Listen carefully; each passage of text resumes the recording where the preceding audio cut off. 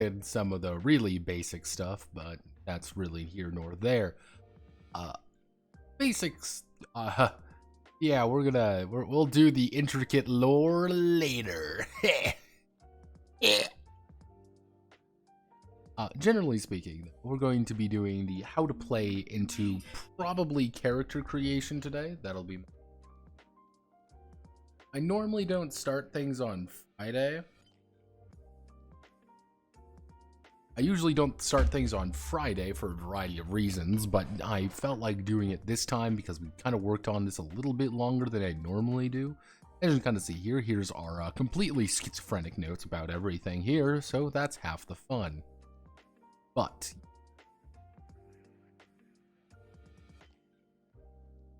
truly the game ever written. Taste my blade, exactly.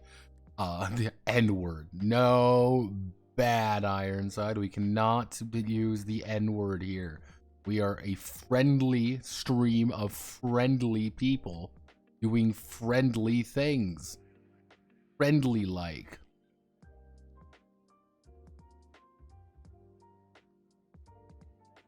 That's how it works. Oh, manly co-host. We have a manly co-host already.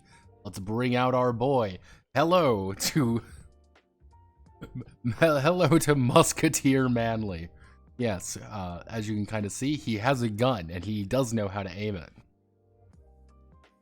But yes, we're gonna be working on Sword Bastards. For those curious, the font I am using for header as well as the title is called Nothing You Could Do. Literally, that's what the title is. It worked pretty well. It works pretty good for what I'm kind of going for, which is like a fencing manual. I'm also using Railway. I thought I was using Barlow. I'm using Railway as the body font. I think that works pretty well. I think this combination has a good fit to it. This is pretty easy to read, and since I'm doing kind of a more handwriting, font, I think that'll work pretty well. This person who does all of these fonts, Nothing You Could Do, for example, let me go, Nothing You Could Do Google Fonts. It's all by like one person, and this is just this Kimberly Geswin. They all are like this, like Gloria Hallelujah, Covered by Your Grace, Shadows into Light, La Belle Aurora, Dawning of a New Day. They all look like this. Thought about using it for like a different heading font from the title font, but I kind of regressed a little bit on that. Simply because this works really well and it looks really nice. As you can kind of see here, yeah, a little bit janky, but hey, this is what I do. But yeah, we're going to be doing this. Yeah, that's it. If anyone has any questions, feel free to ask. I will answer them, because that's kind of what I do. So, feel free to ask. We're going to be a little bit of a slower stream today, just because I can do that, and yeah. So, let's see. Sword Bastards is a...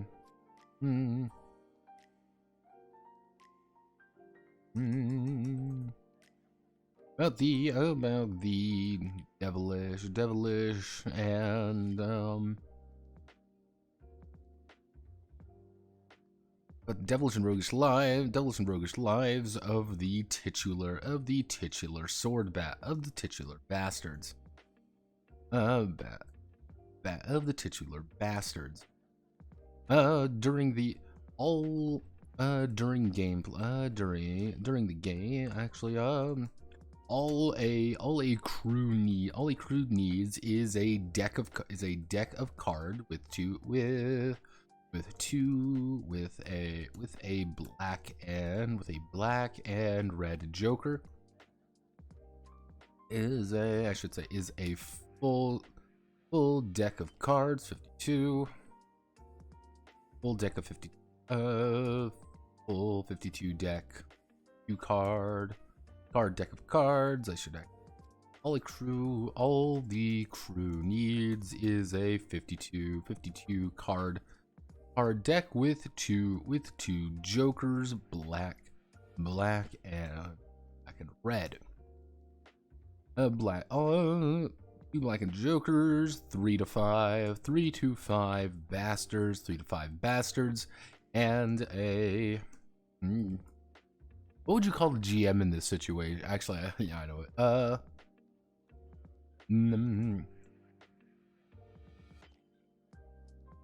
And a captain of the watch, and a captain of the watch to manage.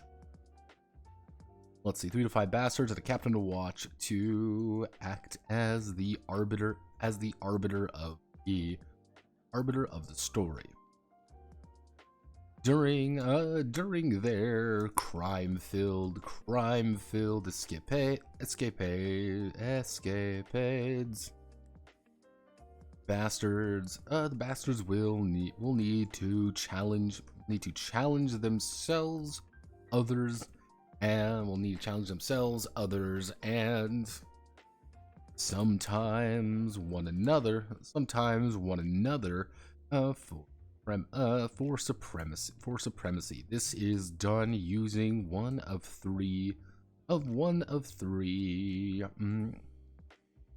Actually, this is done using one of 3 methods of resolution.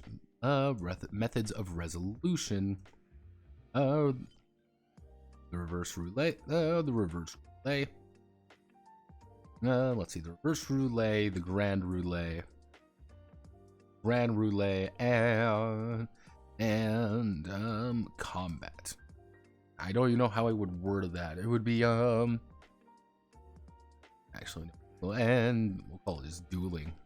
The reverse roulette. The most common type of challenge the bastards will encounter will involve playing reverse play. The captain of the watch, the CW. Cow.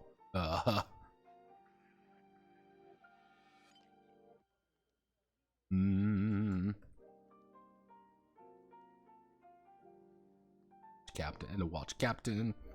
The watch captain, WC will announce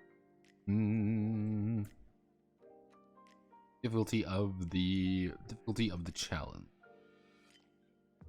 Watch captain will announce the difficulty of the challenge.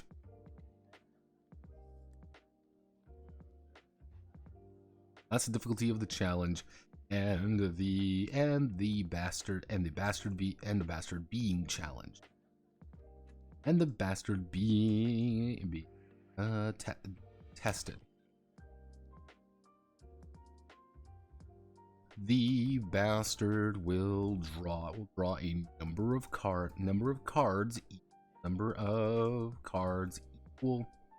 equal to the attribute, and we can probably call it something better. We're gonna put this in parentheses. Call this attribute equal to their attribute and any modifiers they may have. And then the WC will flip the lead card. We'll flip the lead card. We'll flip the lead card. From the top of the deck. This is going to be a weird one of just wording everything, being like, yeah, you're just going to flip the lead card from the top of the deck. So if I take my deck of cards, take this, they're shuffled up. I need you to make a check. You're going to draw up to your attribute. Let's say it's 5, and then I'm going to flip the lead. That's going to be the check you need to make.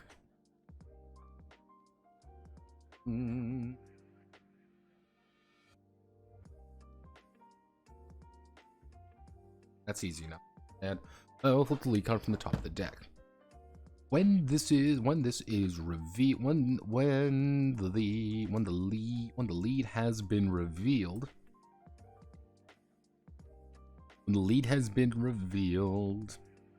the bastard will need to play any card that is legal to the difficult. Any card that they are able to that matches the difficulty of the card. Matches the difficulty set out by the WC. For every card they are able to play, place, they score a success. Only one success is needed to pass a challenge, but each additional one makes each additional one flavors but each additional one makes the success grander and more impressive. If the bastard is unable to play any card, then they have failed and suffer the consequence. You suffer. So let's just paste this in. For supremacy. The replay. I feel like I should change the color of this slightly just to have it, kind of break a little bit, but only one. This is two.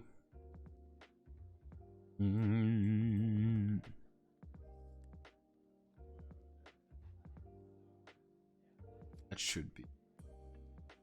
And then we have to put in a table. We're going technically need to put in 2 tables. So we're going to do a roulette.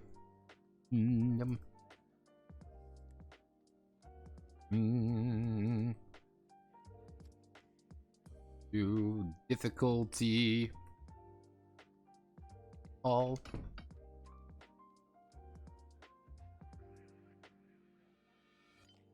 There we go. So easy,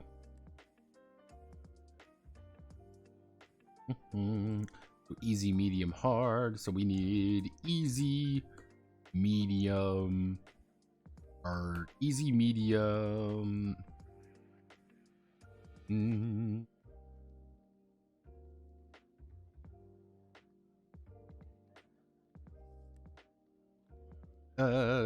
Dangerous, miracle.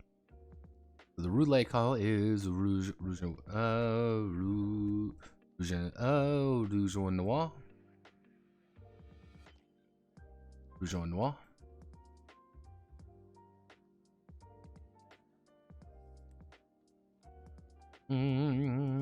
Same suit. 3 within 3, within 2, within 1. Equal value, and the final one equal color value. Equal color value. I'm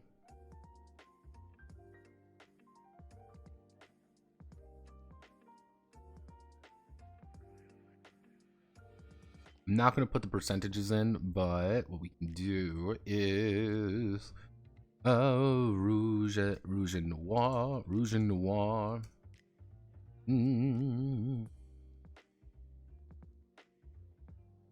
Noir.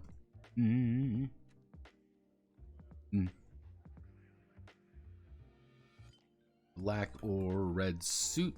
Black or red card. either a black or red card. Let's see. Bastard needs to play either a black or red card to score a success. Play a black or red card, either success. Same suit. The bastard plays a card from the same suit of any value. Within 3, the bastard plays a card with a. So we do 1, 2, 3, 2, and 1. Bastard plays a card with a value within the range of the base card of the lead card. Actually, Bastard plays either black or red card.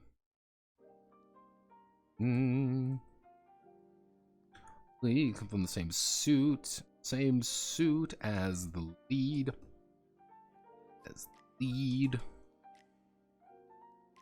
Equal value. The bastard plays a card from any suit of equal value to the lead. And finally, a miracle. The bastard plays the card from the opposite, from the other. What would you call it? From the same colored, from the same colored suit of value.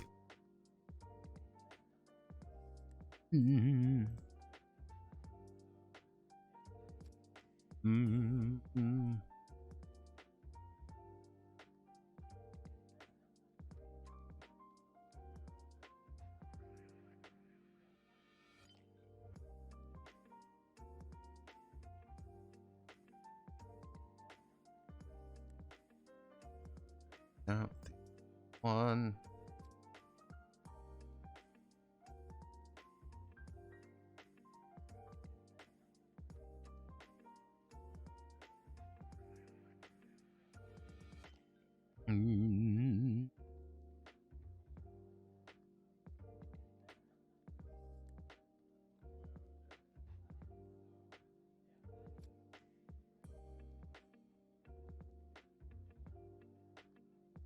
Ah, finally. Yes, new Manly. Have no fear. New Manlies. So, we have to do... we'll do side... well, actually, we'll do a reference note. Suit values. Just going to do it too, and it's going to be ace.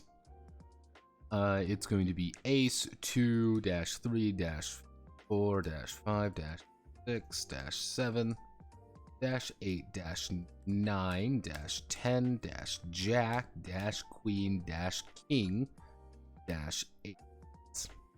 That's the value of the ace, is that technically it's not only counts as 1, but it also counts as above a king. You know, it's an incredibly valuable tool to have an ace in your hand, because even if it's a 1, even if it's like a 1, you have something.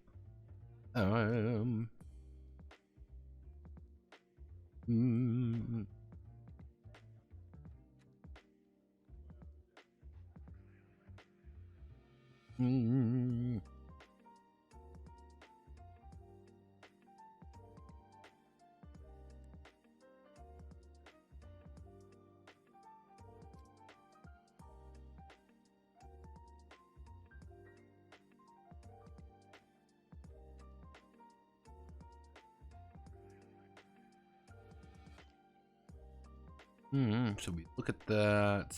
Part of me wants to put that. I want to put this in a.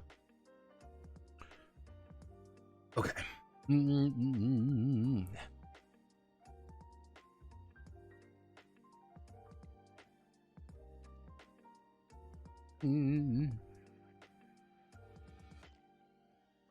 The Joker. The Joker. Should a Joker be played as the Lead card. Lead card. Only the other Joker. Only the other Joker counts as being valid. Valid, making the challenge effectively a miracle. A miracle regardless of difficulty. On the other hand, hello phone.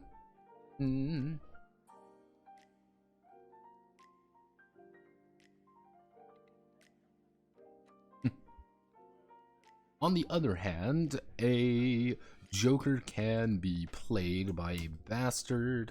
Let's see. On the other hand, a Joker can be played as by a bastard to count for any card of the same color. Effectively making the challenge. That's kind of the thing with the Joker, is that if it's a lead card,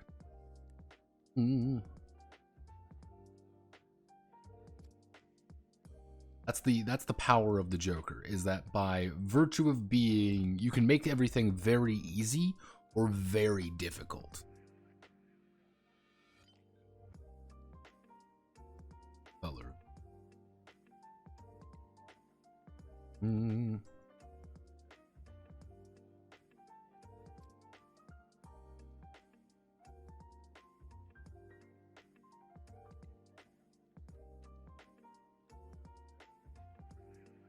Because the idea is you're either completely screwed or you've just made a check infinitely easy. Like, it's just, your life has just become super simple by virtue of just doing this.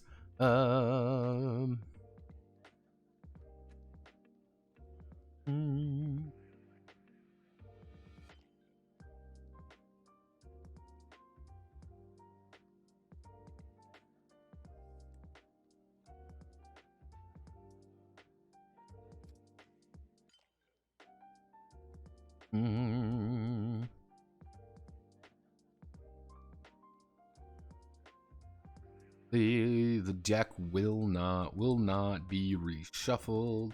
Will not be reshuffled until the end of the scene. If the deck runs out, if the deck runs out, it may also shuffle at that time, but not before. Little bit of like, hey, yeah, you can do this, but just understand. So we do 0. There we go.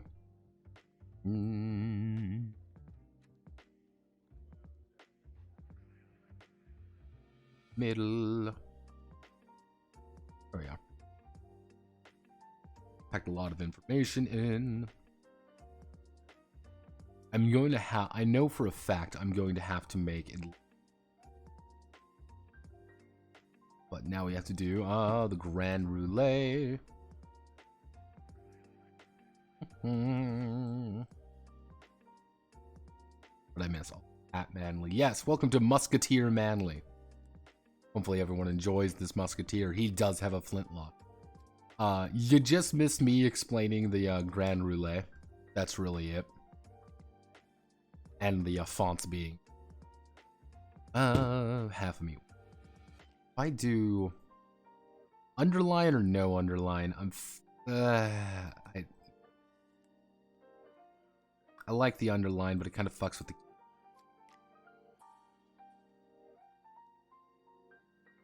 Back to make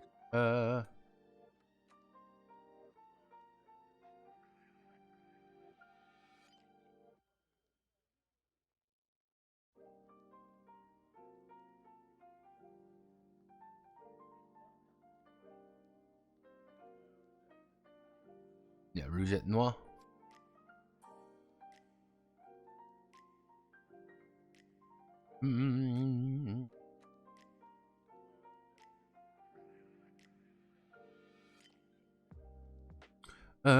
Do you know that most D20 musketeers can't use muskets and swashbucklers can't use bucklers?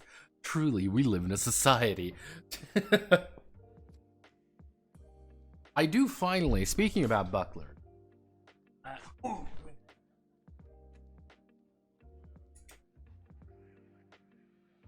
I finally, oh Jesus. I finally have what the fuck bucklers are going to be doing. I finally know how those are it's going to be great.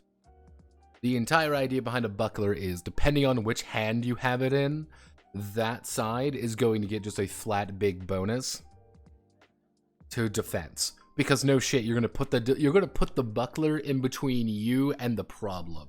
Like, what about parry daggers? Parrying daggers are gonna give you a bonus to certain things. Pretty much, they're gonna let you convert any of your reds into blacks if you want to. It's like, okay, hey, I was gonna stab you, but I'm going to instead now turn all my hearts into defenses, or I'm going to turn all my diamonds into defense for this one side. So you can do a little bit of, you know, little bit of back and forth where you can be like, you can put like 2 cards on the other side there. But if you're feeling really confident about things, yeah, you just go in for the knife.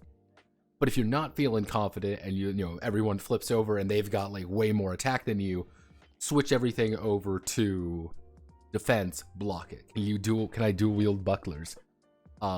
You would be using unarmed combat. Unarmed combat is going to be very simple. You're going to draw up to your combat skill. You're going to, let's say we have a combat skill of 4, for example. You're going to draw up to your combat skill, and you can place down exactly half of your cards. You can place down half of them. You can't use the others for movement. You can't do anything with them. You're just putting half of them down for movement, and then you have to discard the other half. Rounded down. So it's like, being unarmed in just a raw fist fight, you're gonna do fine. If you're fist fighting each other, no one's really gonna have a lot of cards. Like, it's kind of hard to kill someone in just a raw fist fight. But you can also draw 2 10s and just completely clobber someone and just down them.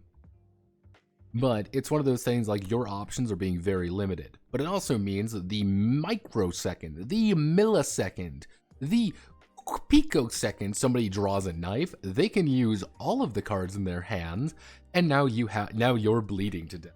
Have fun. Ha ha ha. Hee hee hee. Hoo hoo hoo. So dual wielding bucklers would be effectively you're using unarmed combat with 2 bucklers. So it's like you have a big bonus to defend yourself. The issue being, you're not going to be able to defend yourself well any way you look at it. Aha! I am unkillable, says man, getting stabbed. The Grand Roulette. Grand Roulette. The Grand Roulette. Grand Roulette is played similarly to a standard reverse roulette. Roulette except every one of the bastards must contribute. Every one of the bastards will draw and play a card on the lead. The lead, success is only accomplished if a success is only accomplished. Actually, if there is a valid card, for every one of the bastards present. Is only reached if there's a valid card for every one of the bastards present. This does mean that particularly lucky bastards may be able to compensate for their allies or their comrades who are failing behind, who are failing miserably.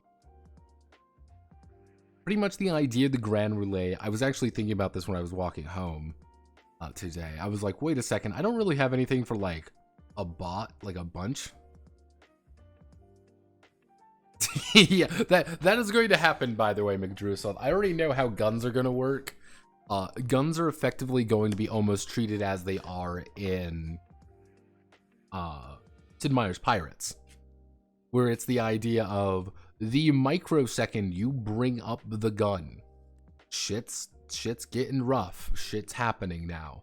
You bring up the gun, you aim the gun, and you're gonna just make a check. It's gonna be an easy check, depending on the range, pretty much. And then you're gonna pop a bitch. If you get the shot off initially, you're probably gonna just do raw health damage, and you might outright kill them. Like, you might outright just shoot someone, you draw 3 cards, you know, it's like, oh, yeah, I've shot you, you're dead now. You know, it's just like, hiya, hello. Hi, no panetta, what did I miss this week? My schedule changed, so I've been off my rhythm. We went over Sword Bastards and making a card game. Yes, we've made a card game, actually. We made like 3 card games. But the authentic Sword Bastards experience has happened. Card games? Yes, we've made 3 separate card games, technically. More like 2.5, but...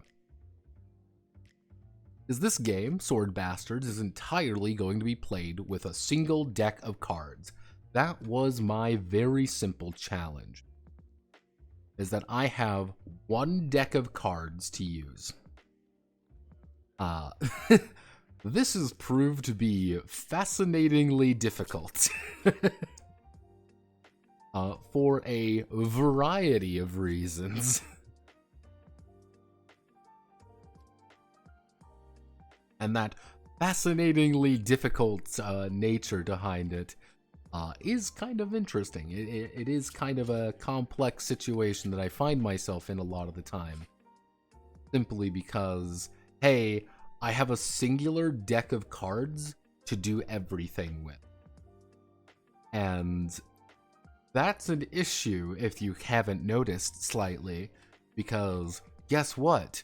There are only 54 technically, 54 cards in a deck, and that's what you got to think about. To give you an idea of the nightmare, these are the notes. Yeah, these have been the notes for everything. As you can tell, things have gone a little bit off the rails when it comes to design. Yeah, things have gone a little bit cuckoo for Cocoa Puffs. Yeah, we've got... Yeah, I've lost the plot of my life.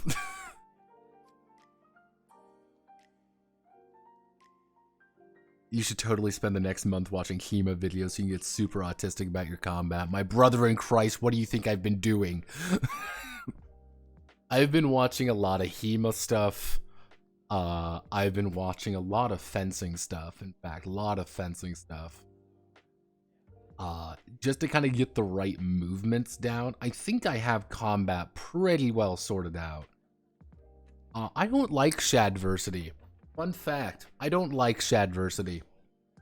I've watched like 2 videos of his before, and I just never... It's like, oh, that's cool. Like, a lot of those guys, I just never really...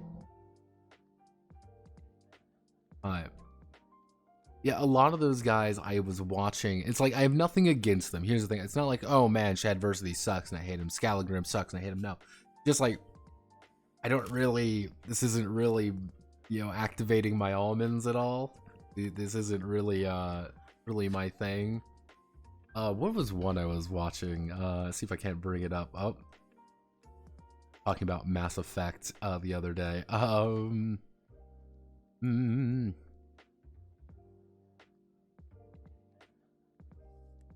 Where was one? It was Spanish. What was the one I was watching? Ah, this one. This is the this is a Spanish rapier duel. I've just been kind of like following some of these, doing these like little videos of just various fencing fencers and things like that, trying to get like a good idea of the, what I would like to say, the movement. And that has been like one of the big things of me having to put in a kind of how I plan on doing the movement system, which is a little bit more little bit more, how do I want to word this, simple than originally was thought to be. I think this is more of a performance more than anything, to kind of give you an idea, but hey, that works for me and my purposes.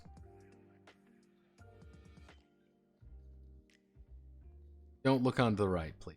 Don't look on the right. Don't look at my shame.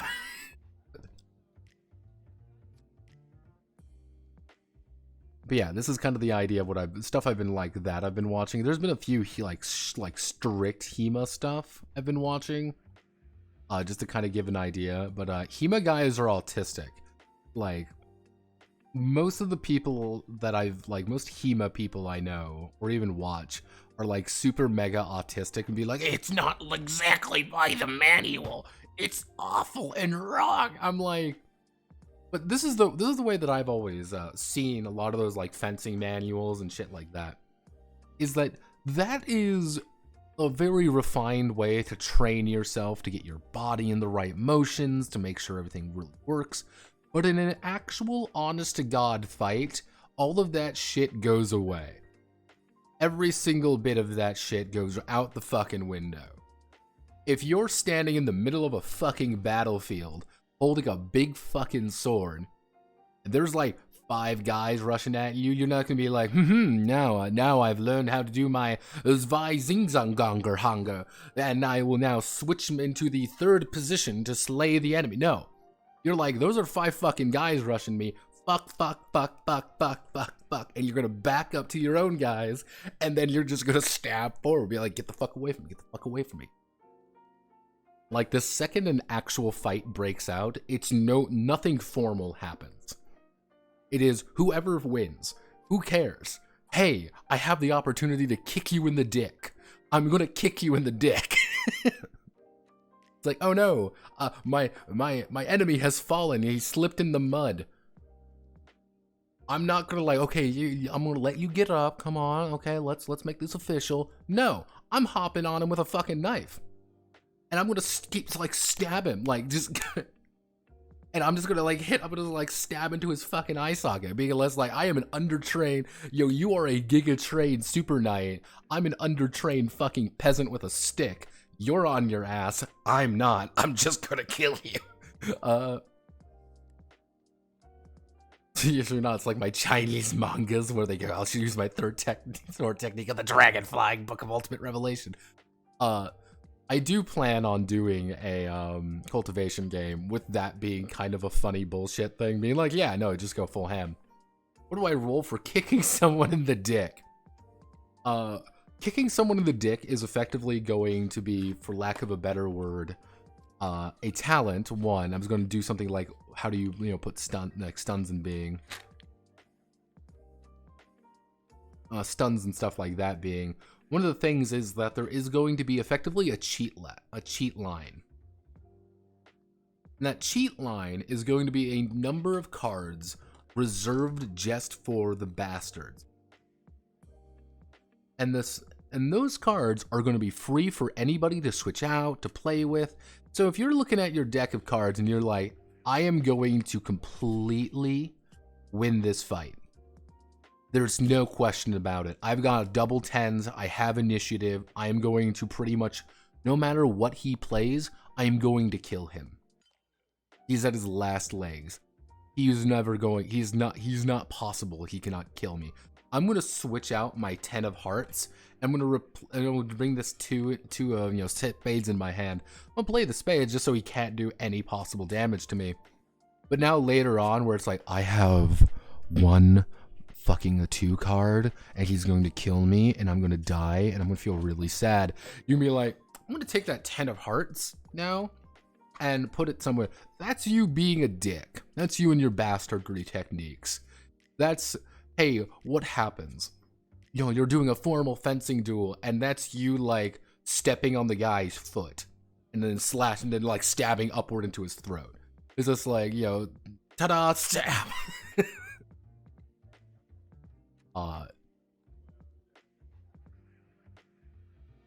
Yeah, it's even down to things like, you know, it's like, hey, I'm talented in dick kicking. It's like, yeah, you get a certain thing, just kick them in the dick. They're now stunned.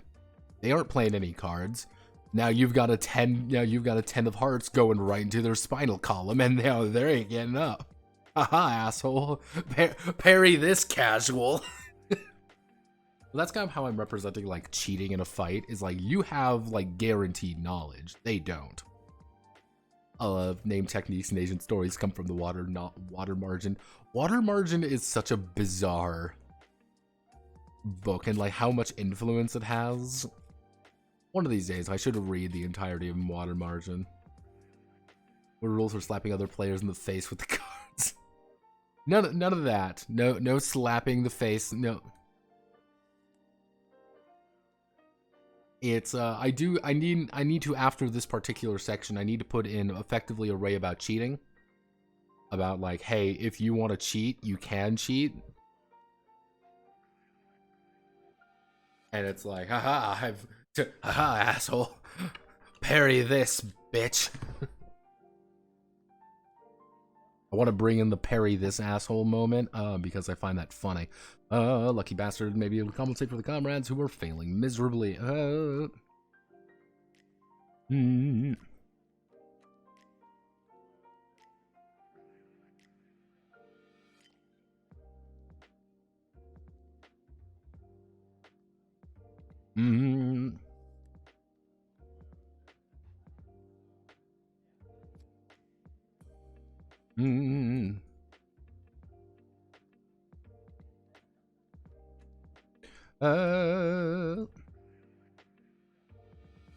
Cutting loose a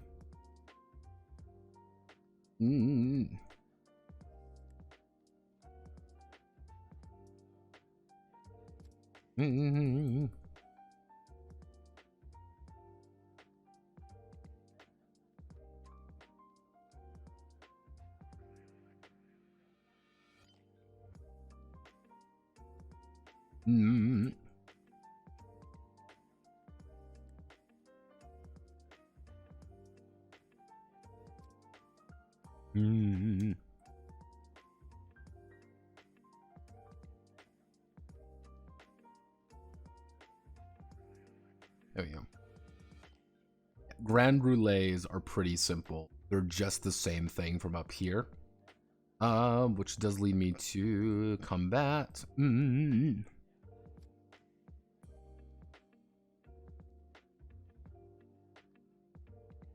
Hello, who are you? People want to talk about business.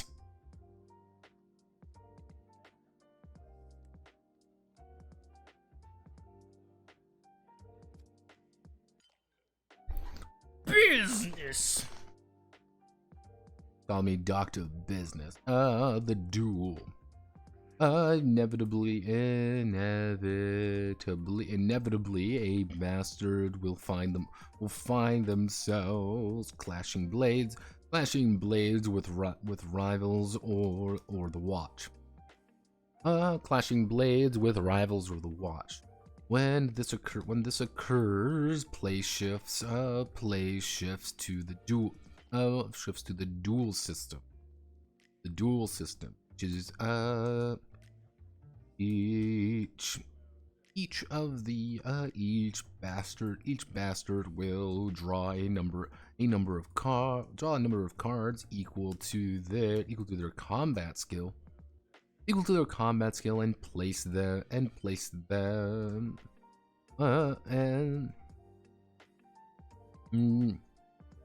in either the right, center, or left.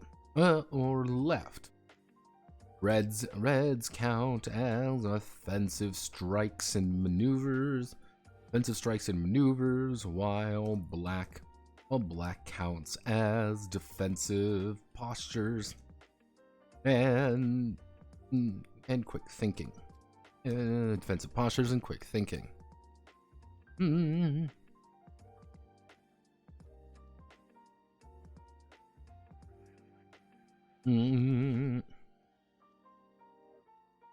Mm. Mm.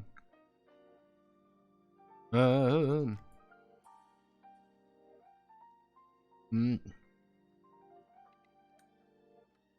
Resolving each one as mm. Mm. Parries, thrusts, and slashes. Mm. If the bastard is lucky, they will remain standing. They will remain standing. Not they may be lying. They may be in a pool of their own blood with a blade through the chest. More of this will be explained. More of this will be explained in detail in the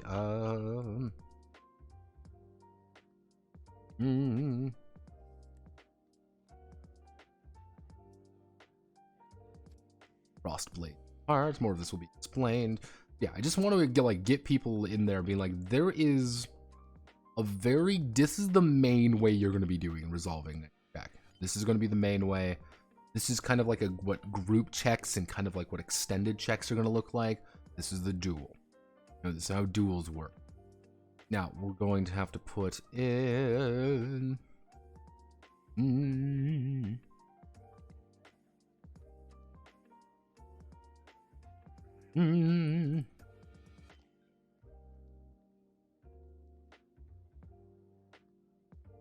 Cheating Destiny. The bastards have one leg up on the challenge. That is the cheat, and that is the cheat line. At the start of the session,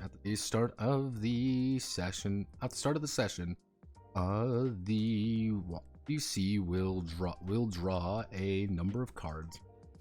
Well, a number of cards equal to the number of bastards. Let's see. The WC will draw a number of cards equal to the amount. Yeah. Cards equal to the number of bastards. And play number of bastards, placing them face up. This is the cheat line. This is the cheat line. At any point, a bastard may substitute a card in their hand, or outright, or just take a card from the cheat line. Substituted, taken card. Taken cards are not replaced. Taken cards are not replaced until next session.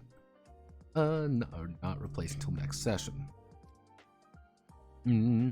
These the cheat line can be used for duels.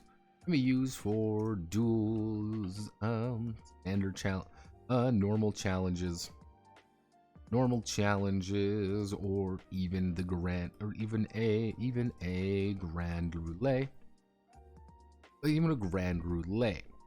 The only exception for the cheat line.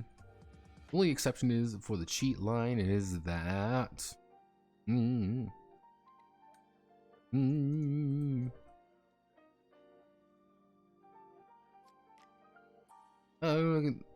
it cannot be actually no.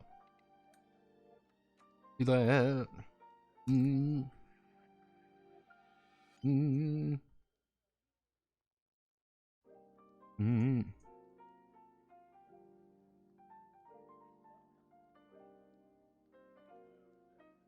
Yeah.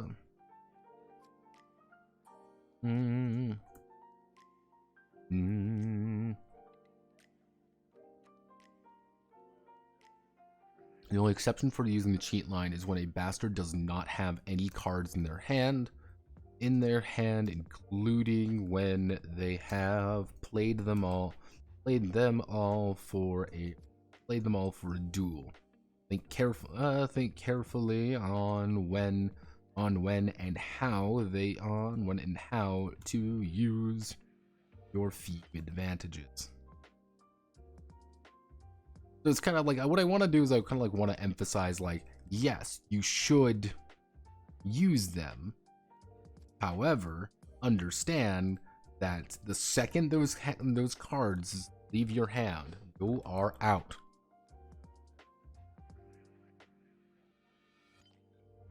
What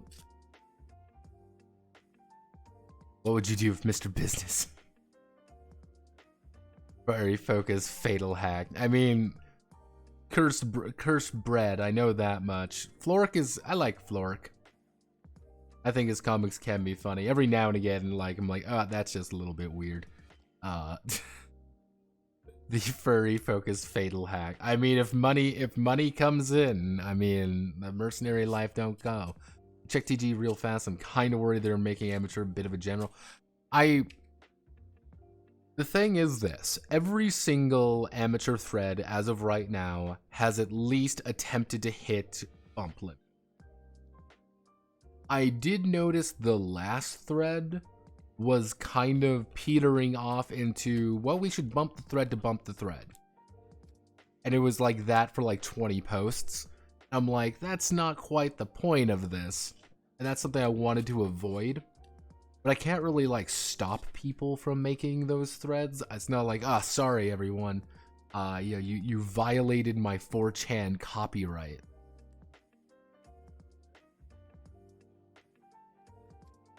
Like, yeah, sorry, 0 out of 10.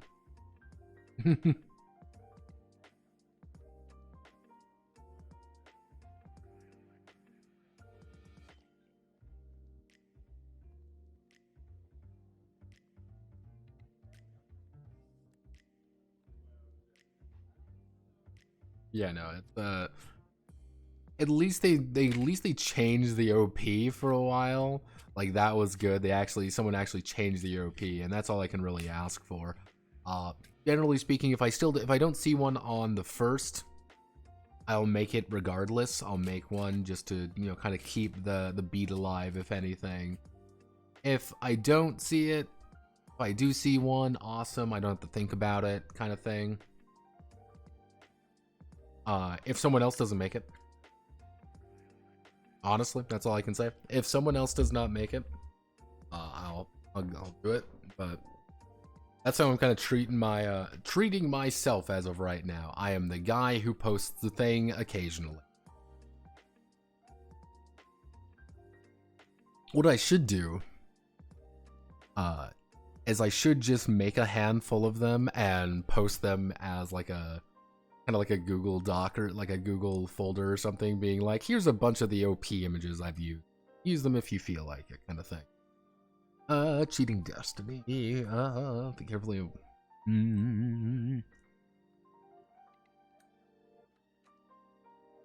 Okay, so what we're going to do is.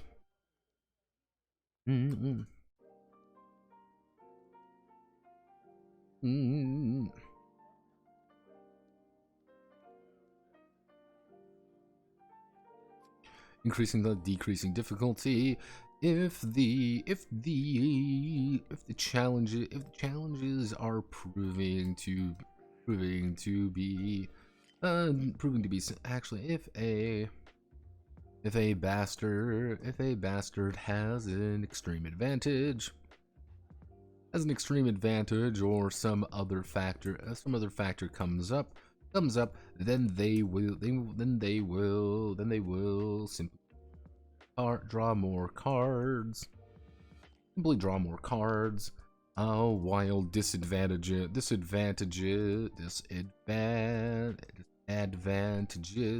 will draw less cards. This is a side note because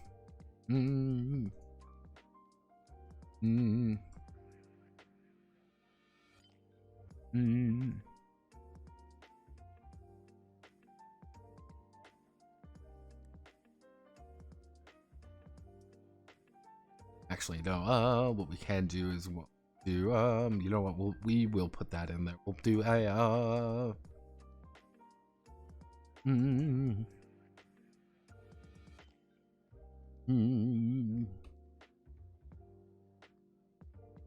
fuck antonym. Antonym.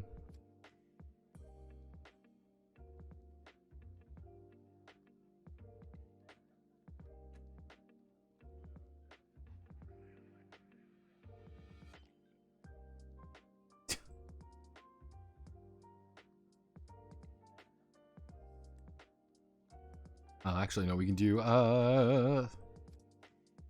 rolling chaos. If a situation erupts that the bastards have extreme fortune, have an advantage or have an advantage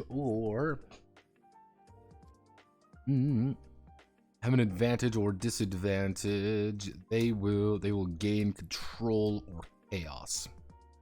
Being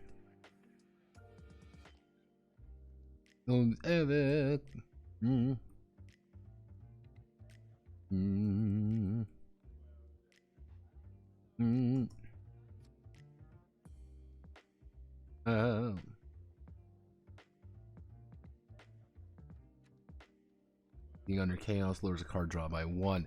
If a situation occurs,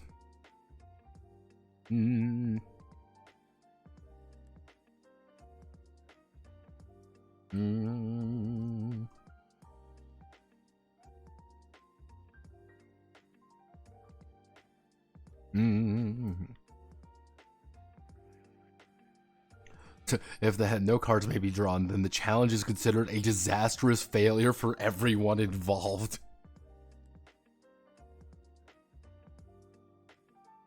Things will get terrible quickly. There we go.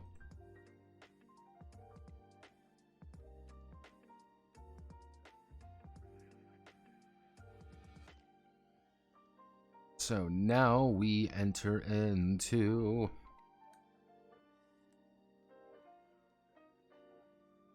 Bastard's Life from me.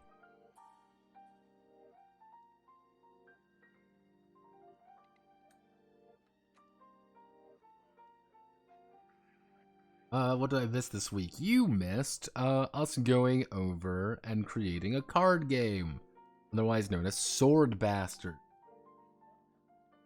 which I'm kind of formalizing right now into the nice little game. I think the cover turned out pretty well. I think it looks like I'm not like 100% sure on this. I'm not 110% sure on this. I could probably try to make that maybe a little bit thicker or kind of shift this around. This is a fairly large image, so I can kind of maneuver things around a little bit with it. If anything, I could probably move it down a little bit like this. This might look a little bit better. It kind of depends on the situation, though. I don't quite know how I want it to look yet. A few other options in that regard, but yeah. That should be how to play pretty. Well, a Bastard's Life for me. I'm debating on what I want to have for dinner tonight.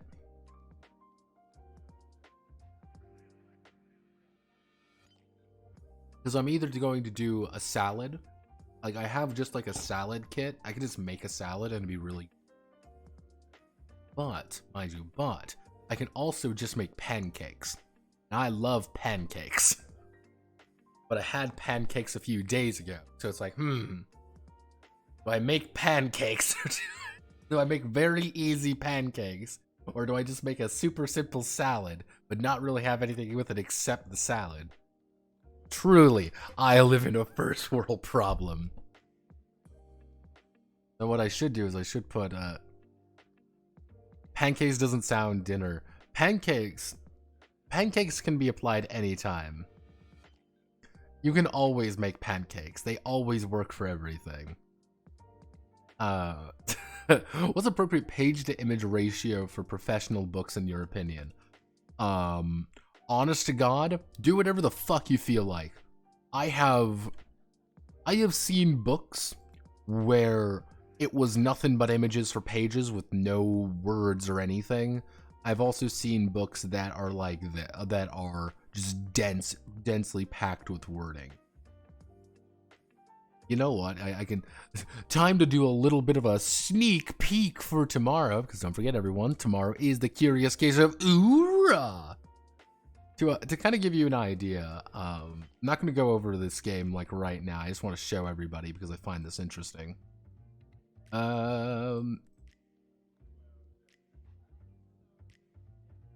this is Contact. So this is what I mean by like just words, like words sometimes isn't ideal.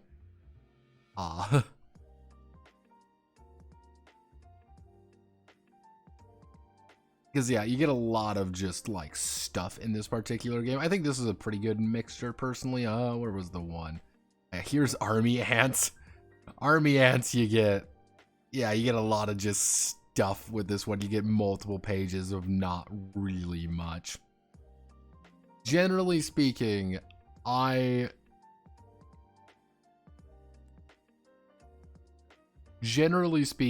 tend to keep images only for situations. Since it's toots. Tomorrow is going to be interesting because the games, I wasn't really planning on one game being as odd as it was. Because tonight I'm gonna go over Patrol. I'm gonna read through Patrol. Patrol has a weird history to it. I'm pretty sure I have the right version of Patrol. Regardless of what it is, we'll go over it. But Contact proved to be such a far more bizarre game than I thought it was going to be, and more of a mystery than anything, and that's what I find interesting. And I love mysteries, if anything. Because the weird thing with Contact, I can tell you this right now, I'll talk to this right now. The weird thing with Contact is the English version isn't really for sale anymore. At least none that I could find. It's the actual English version does not exist.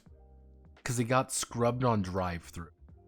And the weird thing about it is that there's no reason why it should be. Because if you go to Contact Alien Defense, you see it's right here, you click on it, and it's not here anymore. And it's like, that's kind of weird. And then like we go to the website. Hey, DSTCSA East on offline.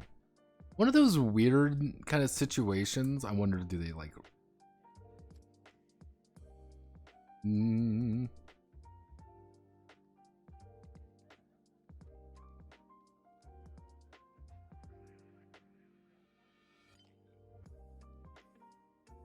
Yeah, no, there's nothing here. Yeah, this is one of those really fascinating situations where more it's the story going on, and trying to find some stuff out about that one's going to be a little bit wonky for a variety of reasons. So I am hoping that I actually get the email back. Because I actually emailed the company who published the German version about that game, and they have not responded back, unfortunately. I'm hoping they do. Like, I'm hoping they send it back, yeah, but I've seen nothing about them. And that's kind of, it is kind of a bummer. Like, I don't know if it's like there was some rights issues, if there was just kind of some weird things there. I want to know to give a more accurate impression, but hey, what do I know? Oh boy. So let's see. A bastard's life. Many come to the city seeking a better life for themselves. Seeking a better life for themselves.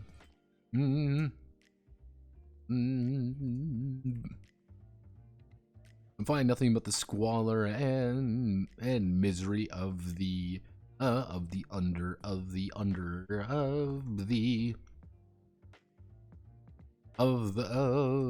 low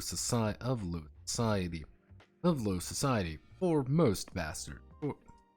This is actually city. The city is one of. The city is home to thousands of souls, each trying to make their lot in life by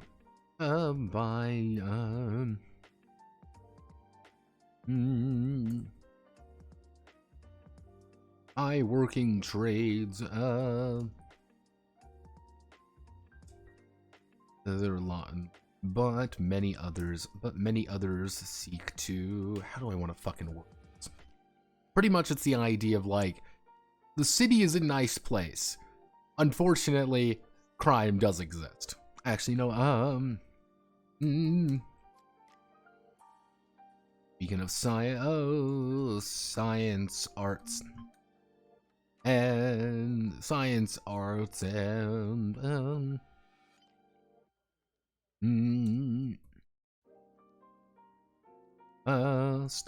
speaking of science, arts, and stability, but underneath the facade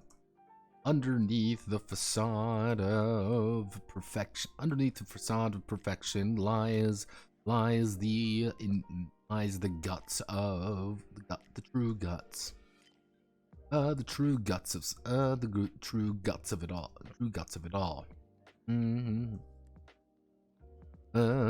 True guts of society. Crime is rampant in the streets. As the watch.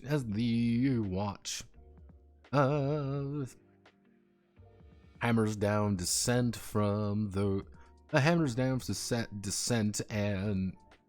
and tries to wrangle the out of control. What would be not the chaotic? They are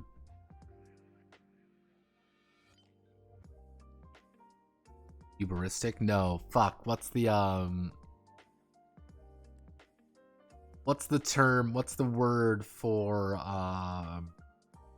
like they're kind of out of control, they're kind of weird, they're kind of not eccentric, they are hubris. No, it is heuristic. That's not it. I know that's not it.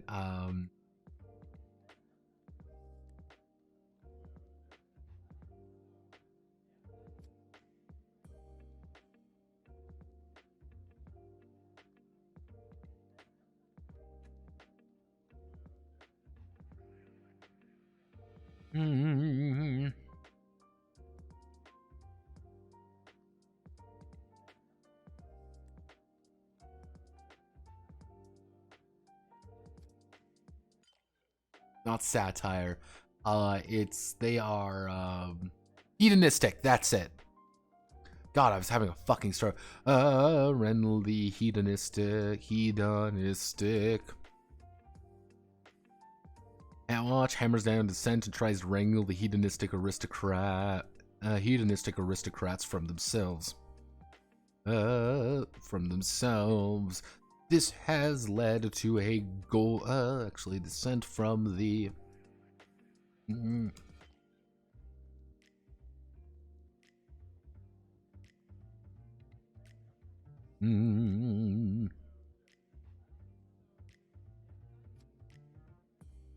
Watch hammers down descent of the old army and tries to wrangle hedonistic aristocrats from them. This has led to a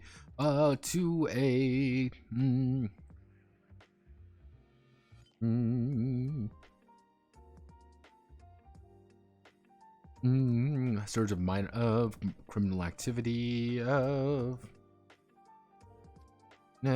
taking over from the former old army, the formerly dominant old army. Surge of organized criminals taking over from the formerly dominant old army.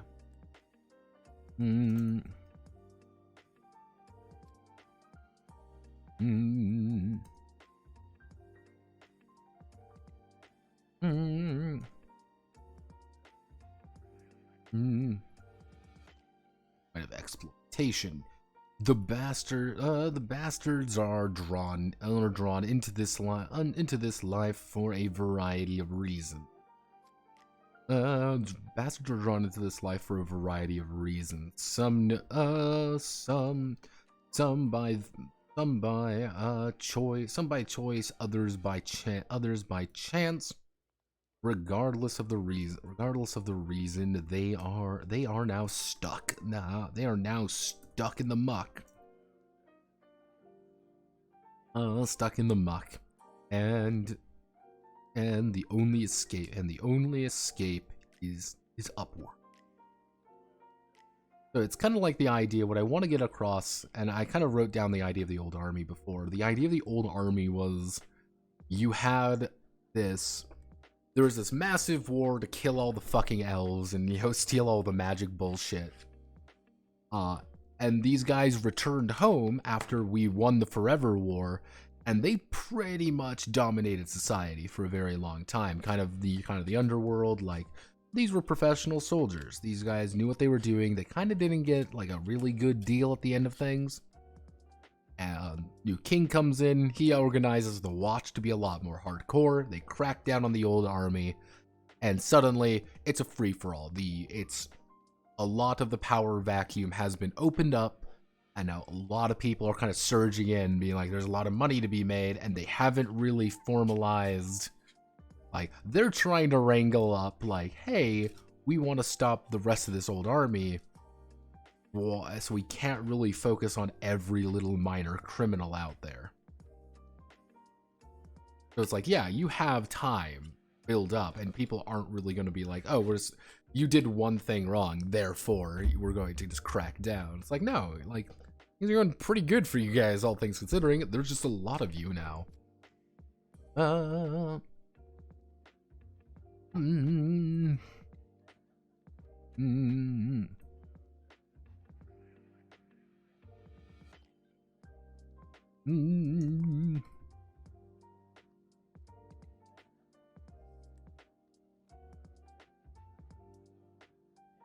Band of fools, dreamers, and charlatans. Charlatans is a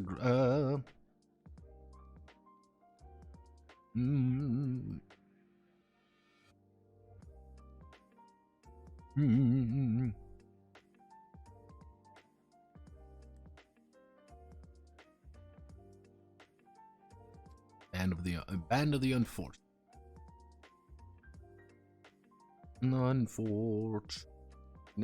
Band of the unfortunate.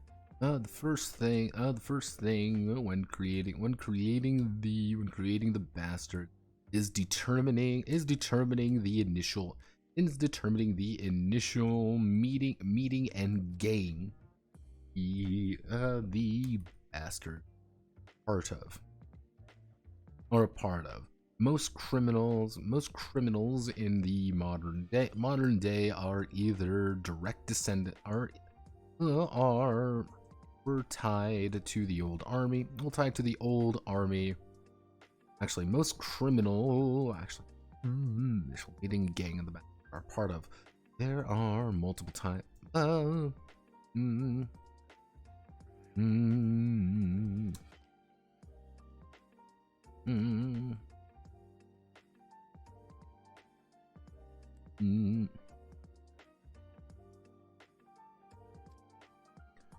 are infinite number of reasons why the bastards banded together. Infinite number of reasons why the bastards banded together, but they can be broken down. But most can be broken down into four distinct categories.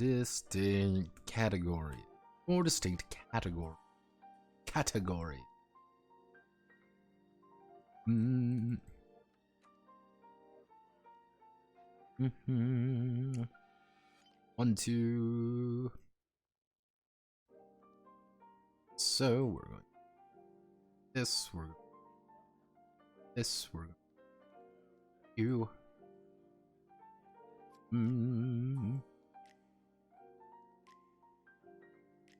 That's not. We want to make it wide. We want that. We want. Oh wait, that we got table properties. Then we make it black. Then we make it black. So, basic.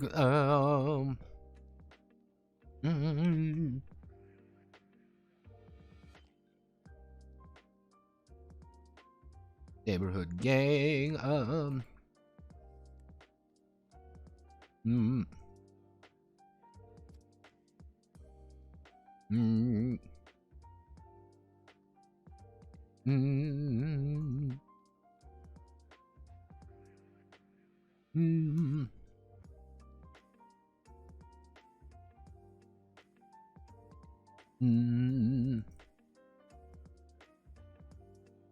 Most likely growing up alongside one another, or say same row of shoddy housing.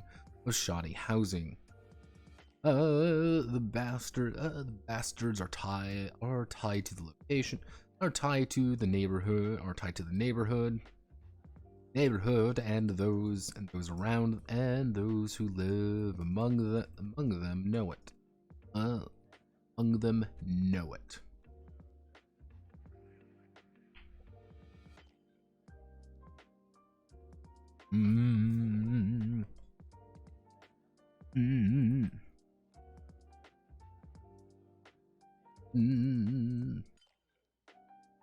Formerly part of a children's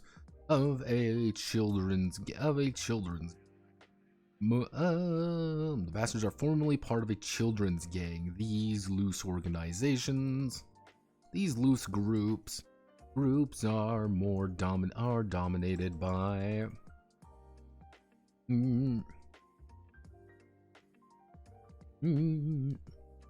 these loose groups are dominated by a few older kids, or are used as lackeys by more official groups to run errands, or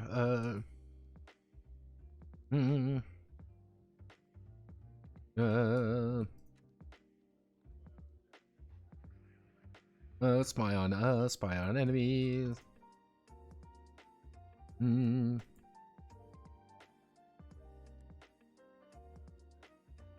Graduating out of these graduating out of the little leagues. Little leagues is a big step. Graduating out of the little leagues is a big step, but one every child must do.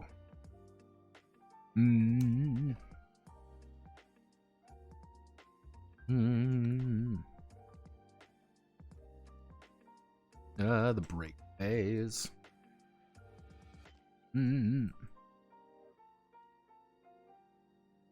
A larger gang used to have multiple crews working side by side, with the bastards themselves being one part of a greater whole.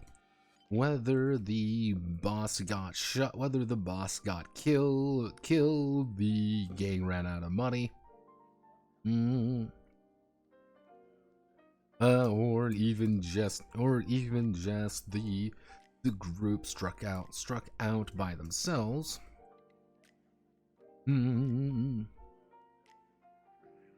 Well, the boss got killed, gang ran out of money, or even just a group struck out by themselves.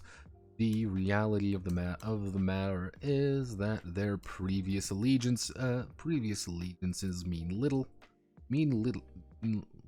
now.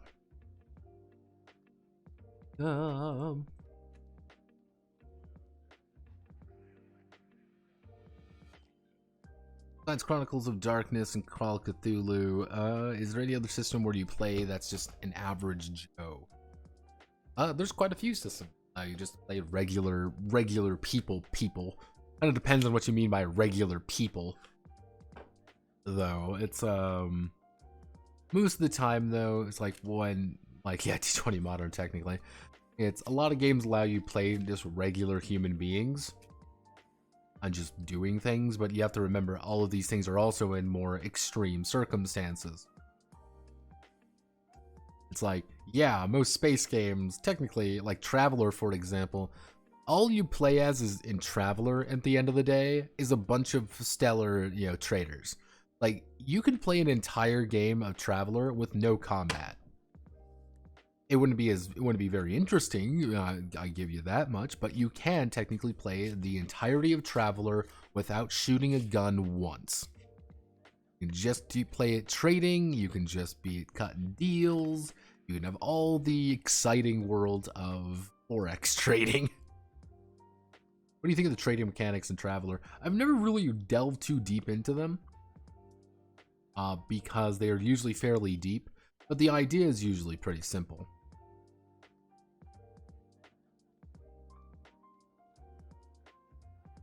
Also, why don't we see more games with merchants as the main? Because the big thing is, you always have to remember this. It is a lot easier and a lot more immediate to play Gunman McHuge and run into the problem and start blasting. Oh no! You scream out the top of your lungs, there's an alien! What do we do? Merchants are gonna say, run the fuck away. I don't want to be a part of this bullshit. Gunman McHuge is like, yeah, let's go blast it. Bang, bang, bang, don't my down trigger. It's a lot harder to make things like trading and make things like profits interesting. I'd say one of the only games to really pull this off well is Rogue Trader, but Rogue Trader has its own plethora of issues.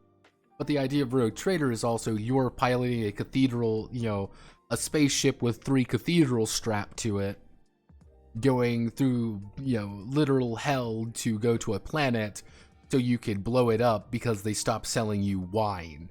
Like, it's... when the idea that you have...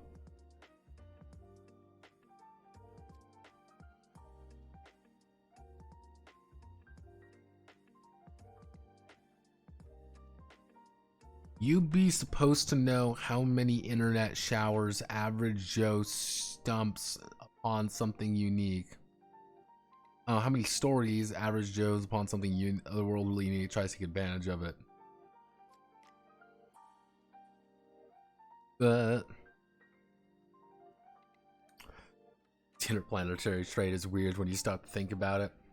Well, you get things like if you want to be like really specific, you get something like, for example, you get something like the idea of Elite Dangerous, I think, did this, the Elite RPG. The Elite RPG has its own helping of issues, mind you. It's because, like, the big thing there is each planet really only produces one thing. And that's the entire idea of what you have to do when it comes to, like, interstellar traveling. It's you go to the industrial planet to buy industrial goods where it's dirt fucking cheap. Then you go to the farming planet to sell the very expensive material, and then ship off of the the food back to the industrial planet, who's going to pay a premium for it. It's that's like one thing. It's if you ever want to if you ever want to have interstellar trading, it's always, you have to make the idea of it's either it's very cheap to travel off world or things like that, or it's more about exotics. Because, like, one of those ideas in McDrusel, for example, I think one of the games that does this really well is Star Sector. Star Sector does this really well because there's a secret. Not every place can produce things well. Like, yeah, you can make your own food, but we'll make just enough. Maybe. And that's suggesting our terrible, terrible planet doesn't, terrible, terrible planet doesn't produce dirt. However, we also have a planet that's pretty close by, relatively speaking, that you need a crew of 300 people. And so it's like, okay, so we can just ship food back and forth pretty reliably and make a good, tidy profit off of it. So it's like a lot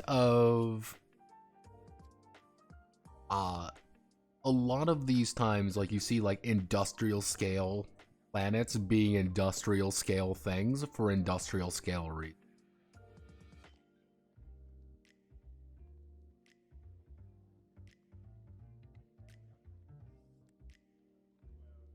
Again, but it's one of those things, McDrussel. This is an important thing as well. The millisecond you start thinking about most of these things, like, oh, well, scientifically speaking, this doesn't make any sense. Don't worry about it. Just don't think about it. Just don't.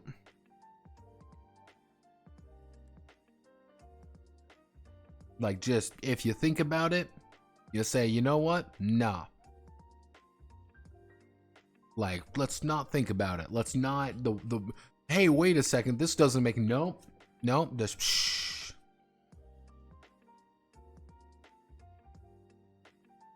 Yeah, just, shh. It's the suspension of disbelief. And I've actually, this is the big thing when it comes to just about any of these settings or whatever. The suspension of disbelief is the most important thing you can do. Battletech makes no fucking sense. Battletech should not happen. It's ridiculous if you really think about it. Just absolutely bonkers. Dumb setting. Why would we ever use a mechs? Mechs are useless. However, Battletech goes out of its way repeatedly to make sure that you know that battle mechs are not only completely fucking valid, battle mechs are a necessity. And anytime you're like, this doesn't make any sense, it either has kind of like an explanation for it, or it has kind of like a back end for it. The suspension of disbelief is held. We can disbelieve for a moment that, yes, they're in the future, we're going to use giant robots, because fuck off.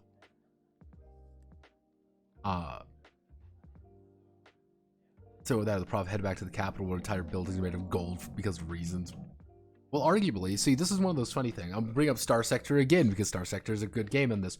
The entire economy of Star Sector does not work. Everybody in the sector knows it too. They promote that suspension of disbelief because you've been cut off.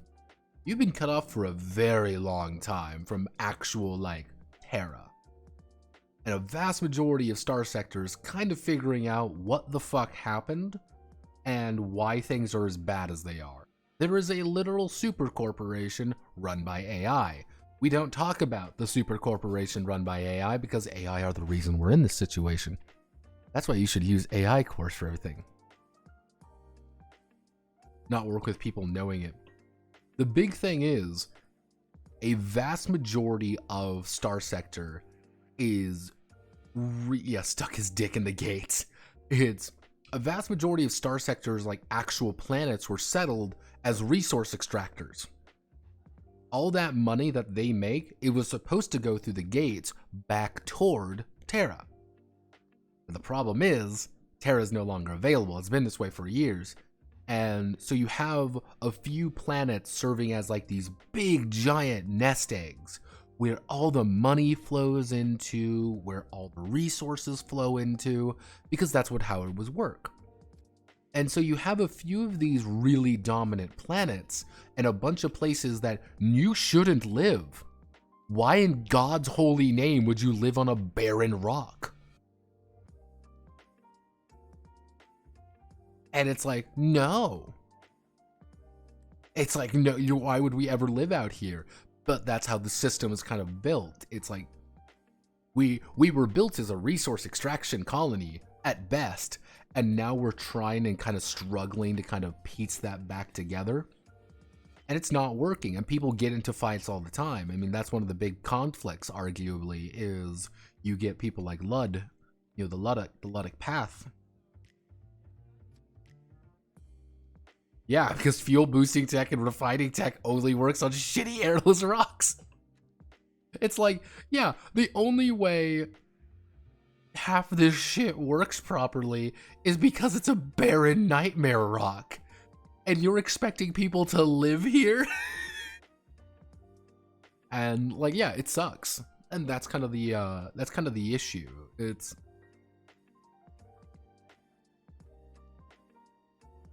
like Star Sector's economy is effectively built on extraction and that extraction tech doesn't really work all that well. Because this giant airless rock that we need to keep going, because we've been building this colony up endlessly, is on a lifeless rock, and it's like, fuck. That was like one of the big things I actually did in Metal Saviors. Because Metal Saviors, the entire idea was Terra set up these things. Terra set up these colonies, and it was feeder colonies. The little colonies will always feed the big colony, and the big colony would provide for the little ones.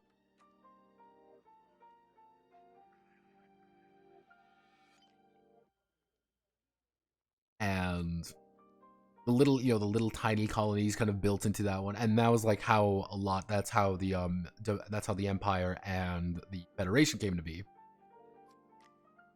Which is, hey, the feeder colonies are working together finally, let's band together, because like we were a hub world and things like that. You can really make them profitable. See, the best way to make profitable colonies in Star Sector is using lots of money to invest in farming during the endless fucking wars.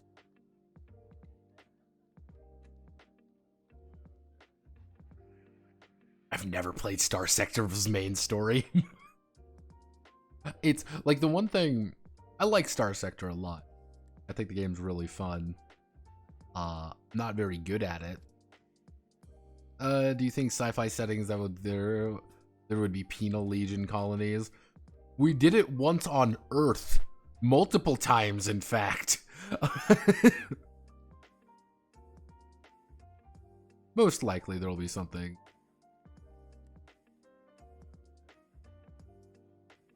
Like, oh yeah, I forgot about Australia. I do really like Star Sector. It's a very comfy game. The only thing I wish for it, like the one thing I really wish for it is one, planet capturing. That's a big one. Is because I think that'd be kind of fun. The other thing I really hope for, that eventually what they'll do is give the factions more interactions with one another. Because like right now they like occasionally will get into fights.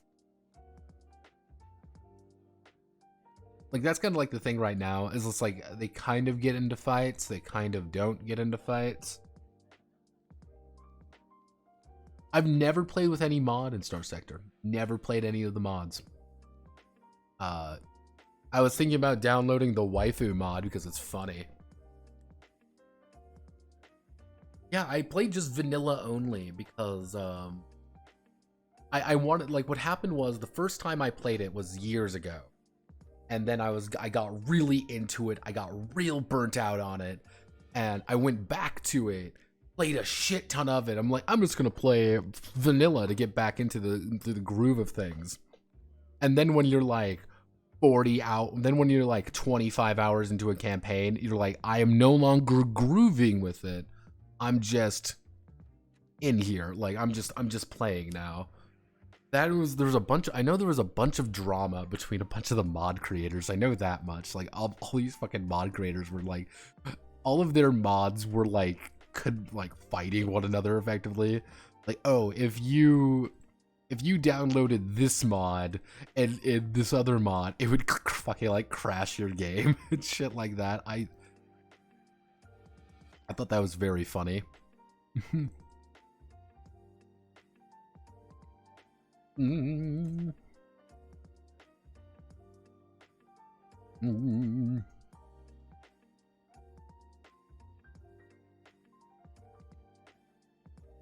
Mm.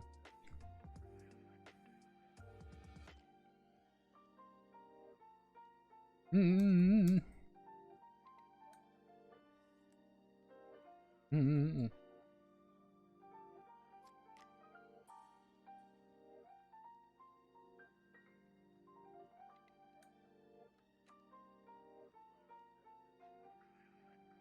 Mm.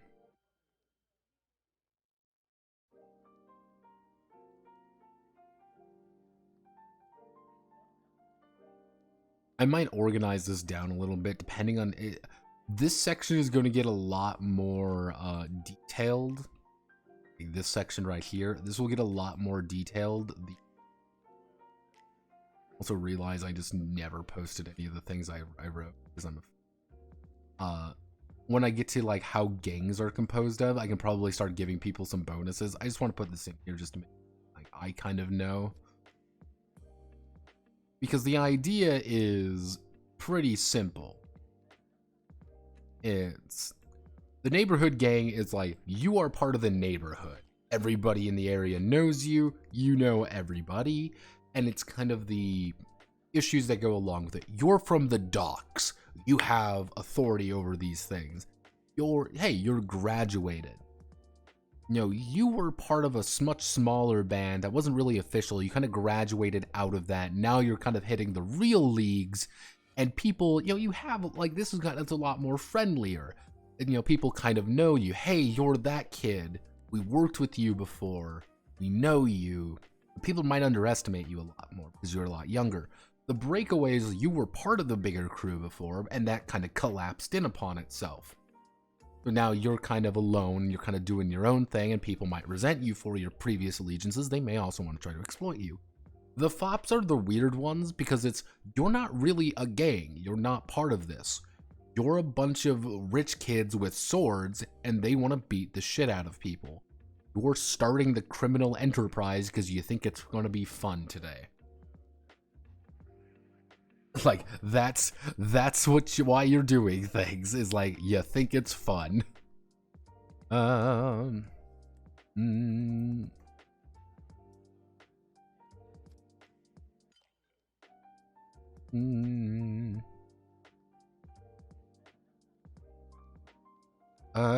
gangs. Mm, mm, mm,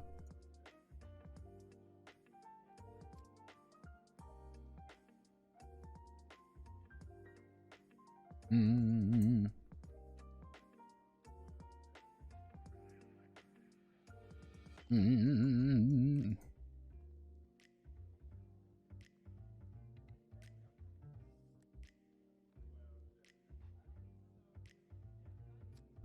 But smugglers, drug dens. Like let's see, crime in 1600. Mm-hmm.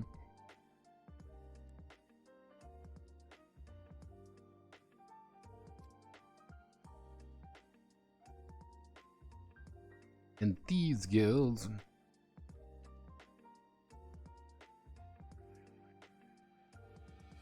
Mm. Mm. More exotic gangs, maybe cults or. Mm.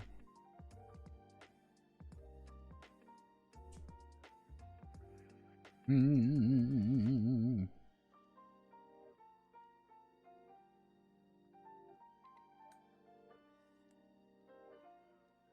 Mm.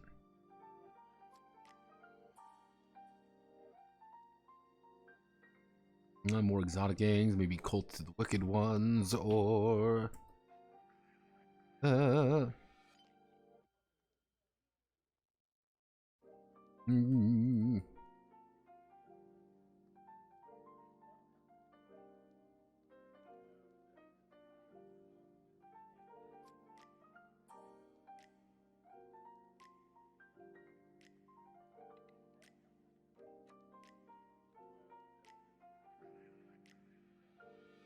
Mm-hmm.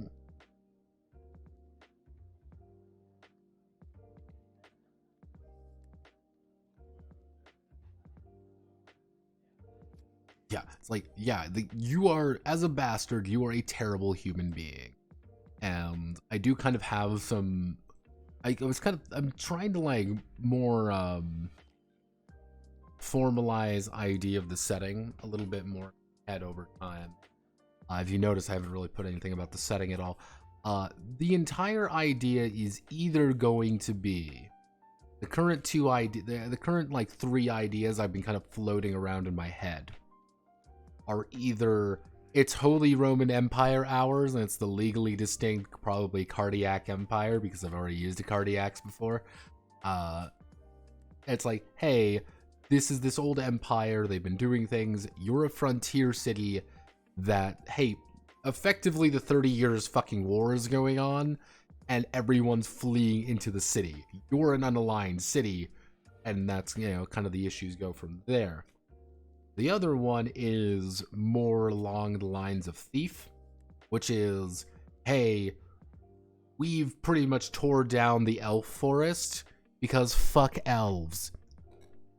With the idea being more, we've been at war with the elves forever. We've finally killed all the fucking elves. We've returned home and our entire society is built around fucking war. Shit, what do we do now? Option 3 is pretty much just going to be 3 Musketeers, except everything goes wrong.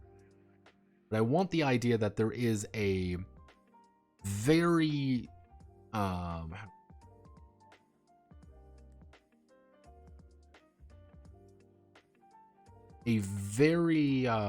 mystic feel to things that isn't really applicable to you. There is going to be a sorcerer. Oh, he's a wizard. What do we do with him? We kick him in it. We fucking jump him. Oh, what is he gonna do? Cast a fucking spell on us? Ha ha ha ha. Hey, asshole, I'm gonna break your fucking jaw with my boot. It's like, yeah, he does work with weird magic things. He can't really cast magic per se, but he's like, yeah, he is a wizard because he knows a bunch of shit. It's like, hey, I found this potion. What do we do with the potion? I don't know, drink it. You might explode, you might get superpowers. Who knows? It's like, yeah, there are some fantastic entities out there. It's like, yeah, there is an ogre in town. He is 8.5 feet tall. So you'll have magic in the more magical realism side. A little bit. It's kind of like how in Thief 2. Thief 2 would probably be a better one. In Thief 2, like, slowly and steadily, magic was dying because of Karis. Because Karis and, kind of the, how society was built up, we're kind of killing magic. It's like, this one's like, yeah, magic does exist. It's just not important. Why the fuck should we kill?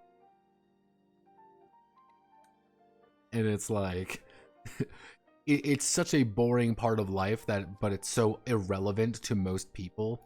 Like, I don't want like a war wizards kind of thing. Being like, I'm gonna cast fireball. It's like, no. Why would we cast fireball? That's just not useful. Like, I want wizards to feel like weird and mystic, all that bull. Like, there's clearly an undercurrent of like, ooh, spicy. But it's like, this is not gonna serve you well in a duel. Like,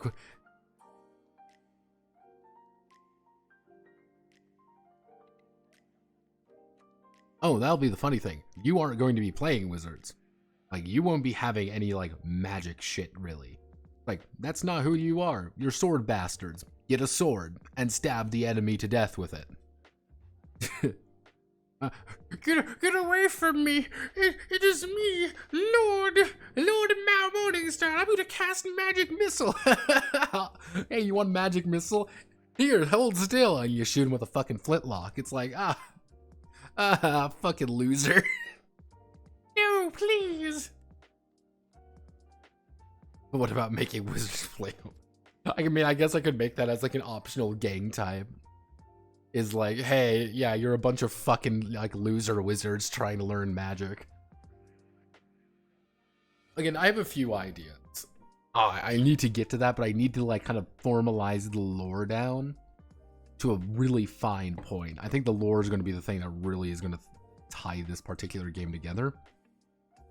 And doing that is going to be difficult. So,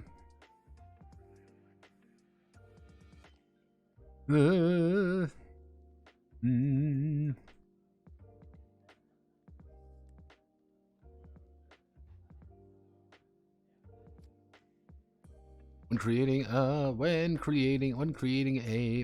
a bastard, they will need to determine their initial set of, I guess we'll use attributes, like attribute characteristics. Like attributes are not really going to change. That's the big thing. Like these things are not really going to shift up and down. They're going to be pretty consistent. Create ambassador, they will need to determine their initial set of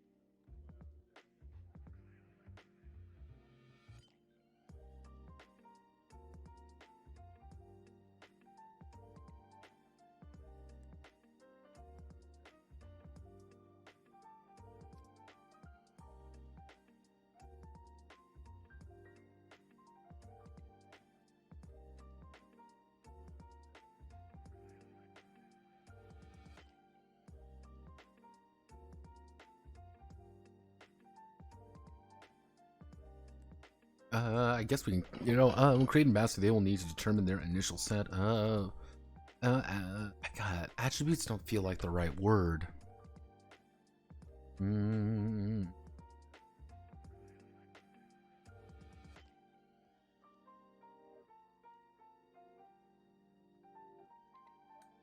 Traits, maybe?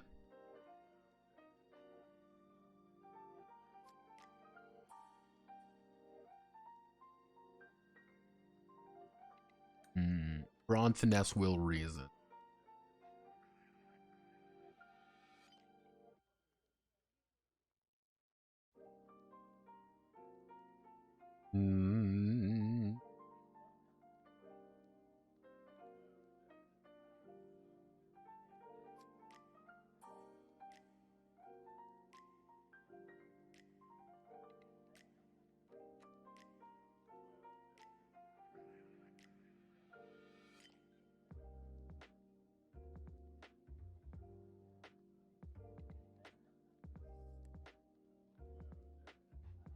Like, what would you end up calling this? Like, characteristic work, quality, home, work? Actually.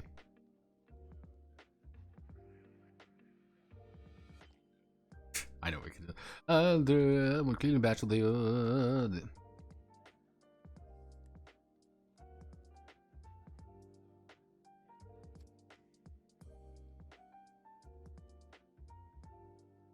the nature of a bastard.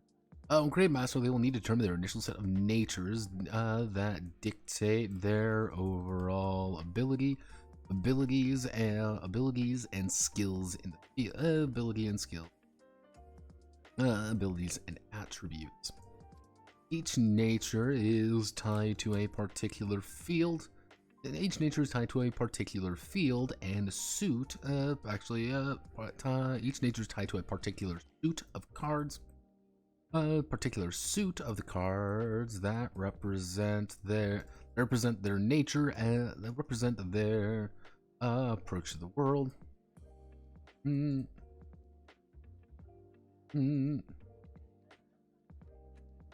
How they choose to interact with it.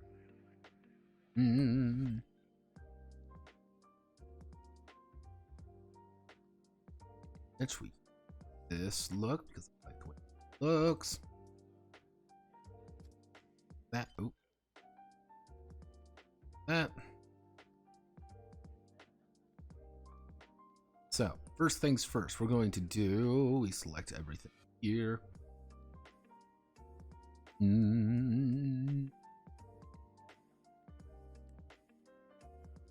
Oh, we're going to be brawn.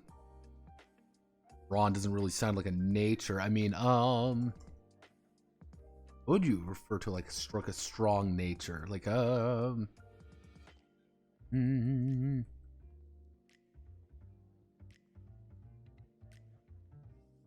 actually,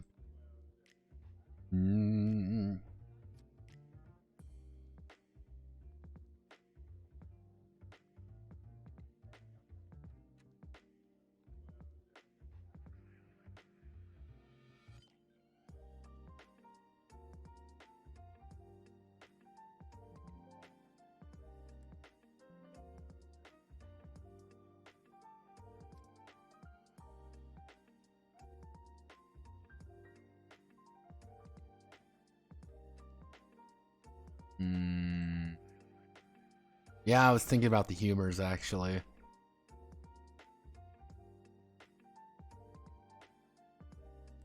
The only weird one there is then bastardry.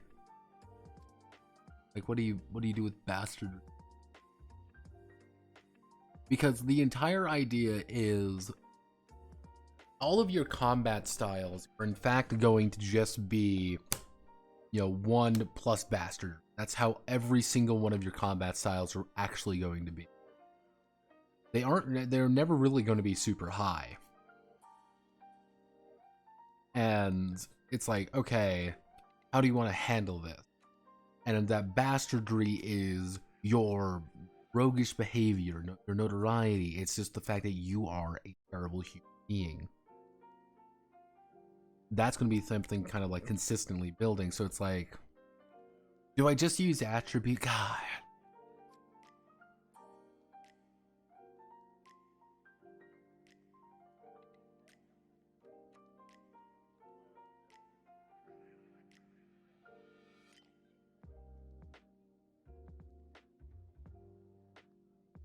Well, it's mostly just naming them. It's just like, what's a good name for these attributes?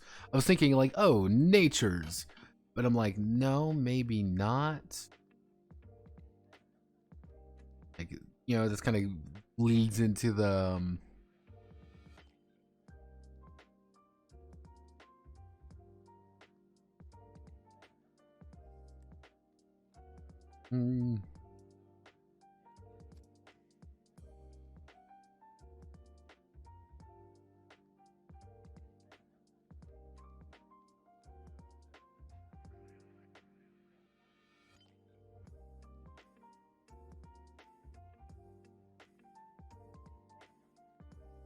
Because these are the core attributes. At the end of the day, these are what your core attributes are going to look like. Unless we want to do something like, we change it to like styles. That'd be kind of the idea, like what's your style? Because like brawn would be converted to like aggressive, finesse being... finesse would be your... will...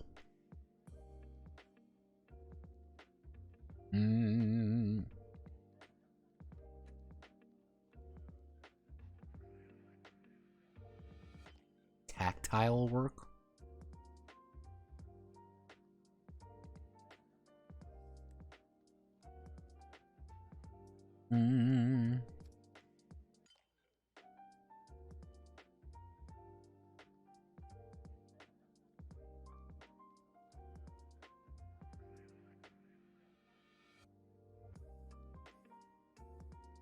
I guess we can change it to tactical. So it'd be like aggressive bastardry, tactical bastardry, willful bastardry, thoughtful cat. No, this needs to be I guess we can call this quick. Like aggressive, quick, willful, thoughtful.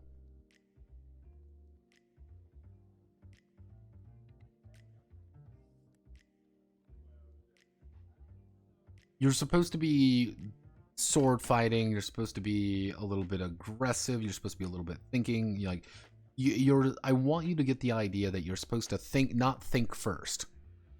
Do not think first. Think second. You don't need to think. Just go. Do it. Okay, you know what? Let's try. Yes. Hello. Say hello to honor and intrigue. Yes. Hello. Honor plus intrigue. I believe this is the older version. Where are your might, daring, savvy, flair?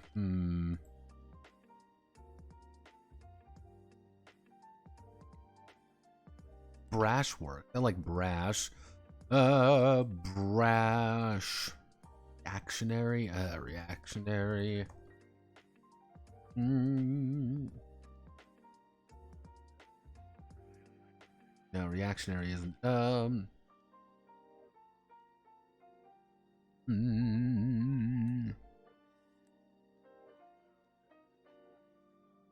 know what I'm gonna do? I'm just gonna write them in as they are right now. I'm just gonna write them in as they are right this second. And if I come up with a better name for them, I will add it then. Because I can sit here all day being like, or I can get these at least in here as of right now, so I don't have to think about it. So let's do card suit.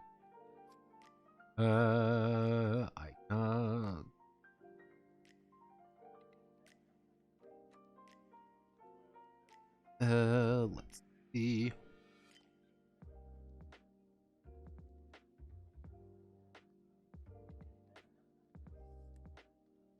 Spades are reason.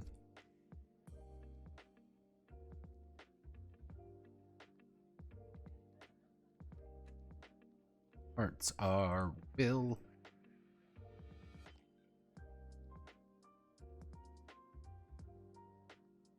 Diamond is yes. And club.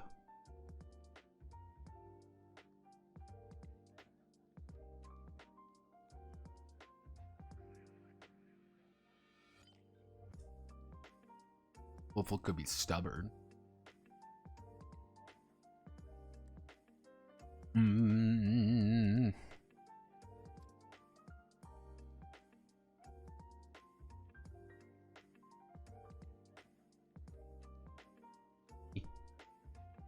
Weasley's a terrible fucking word, but I mean, if we do, Weasley synonym, like you're a Weasley person. That's the idea.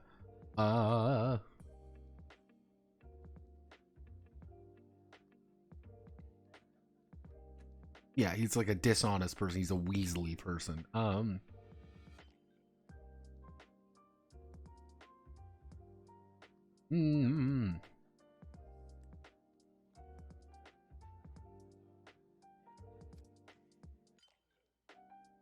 don't know. That's one of those things I'm just gonna have to think about and see if I can't find like a good name for it. But basically,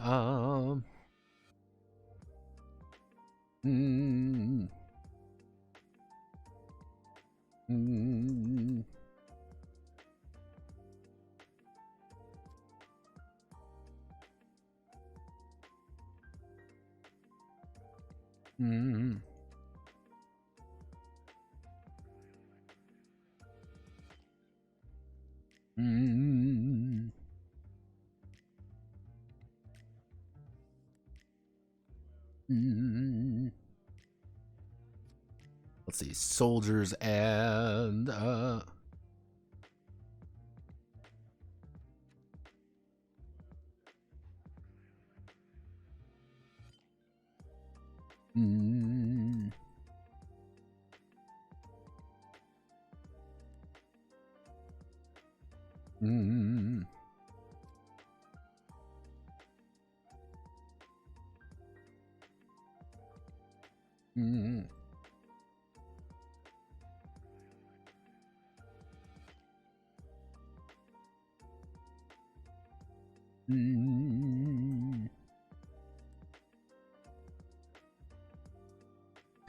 actually no, we want to do a Thugs and soldiers have high brawn. Thieves and would be a noble profession. Actually, thieves and locksmiths, and craftsmen.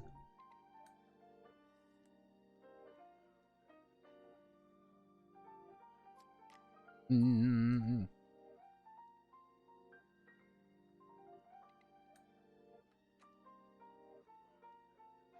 Mm. Mm.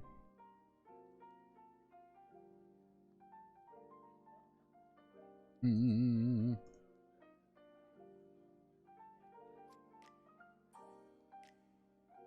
Mm. Mm.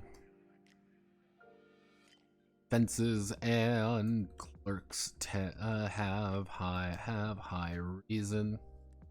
Mm.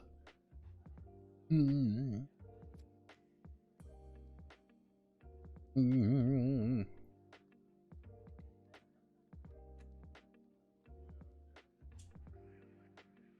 Bountiful charisma to mm. Mm. Keep anyone occupied. Charlatans and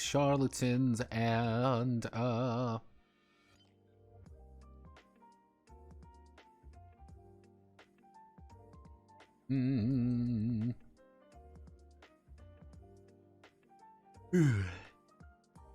Mm-hmm.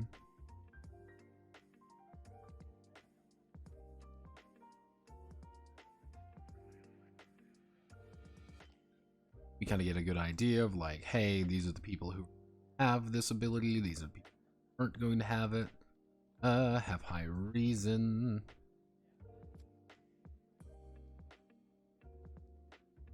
Weasley. Slippin' Jimmy.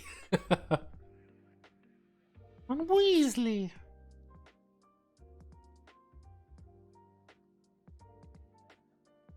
Mm.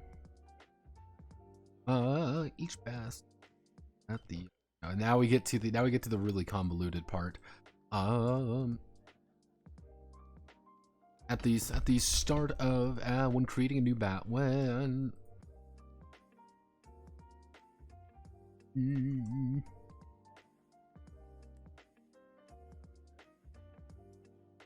do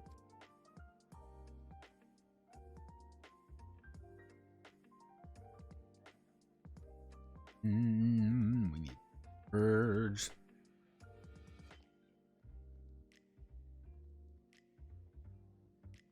No.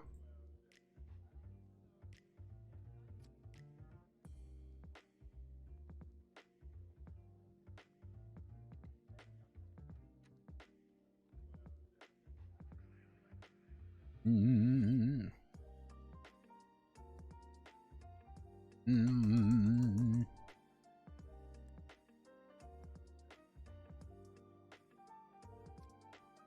Mm. Notoriety, criminal behavior. Mm.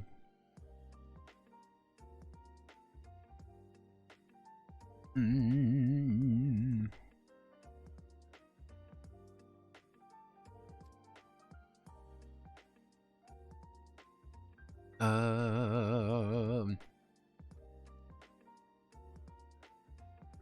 Mm. Let's see. Notoriety, criminal behavior, roguish disposition toward others. Mm. Politicians have high bastardry. Yo. Actually, politicians tears have high banditry. Have high bastardry. Um. When determining their initial nature, the bastard will draw four cards from the deck. From the top of the deck. From the top of the deck. They will from this hand, they will determine their brawn, finesse, reason, and will. They will determine their brawn, finesse, reason, and will at this time. Mm-hmm.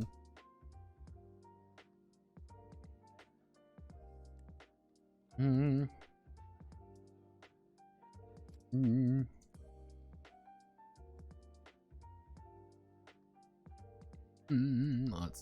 From this time, they'll determine their brawn, finesse, reason, and will.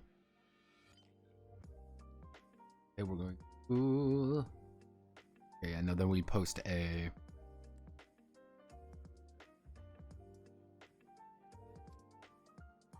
Go, we do that, then we post.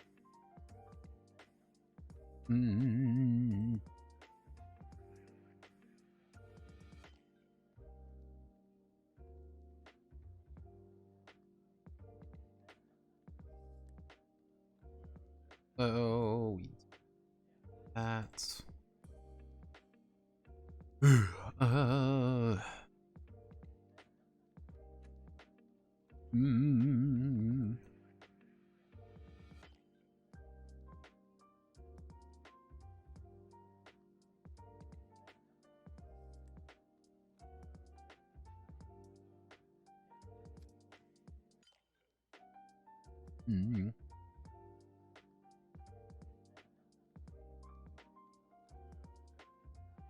Here we double. Oh goodness. There we go. So 1, 2, 3, 2, 3, and 4. 2, 3, and 4 will be 1, 5, 5, 6, and 7 will be 2. 8, 9, and 10 will be 3.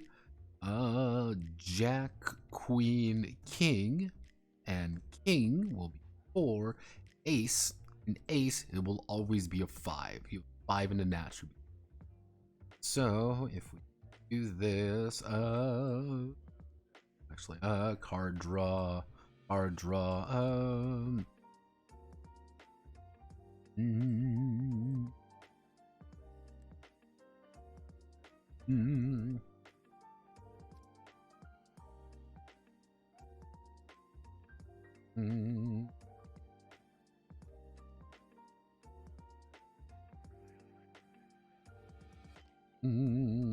Jack, Queen, and King. Actually, Jack, Queen, and King. No, J, Q, and K would be 4. Ace will always be a 5. So if we want to determine our attributes, let's determine our attributes, everybody. Just very quick and simple. We're going to do this. We are going to draw from shuffle our deck real fast. Dun, dun, dun, dun, dun, dun. Our deck real fast, and we're going to do 1, 2, 4 cards. We select, and we get to choose from our hand here. Now I rolled pretty well. I've got a king, I've got a queen, I got king, a 5, and a 9. So I know for a fact I'm going to have 3 in something, 2 4s, and a 2. That is going to be my spread of stats. I'm going to have a pretty good set of stats. The best, but a good spread. A decent spread. Oh. Right now, I have enough space. I should have enough space with this. I might not have enough, but I can pretend I will. I might start.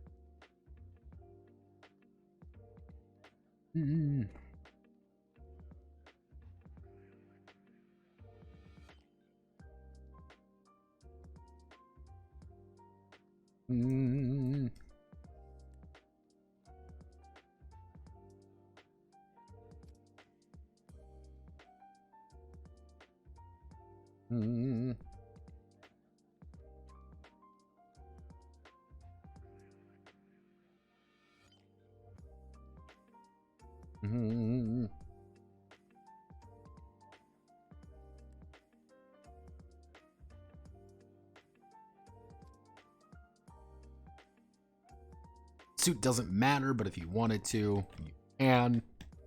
That's kind of going to be my catch there, being like, if you wanted to, I'm not going to force you to make it that way. After determining the bastard's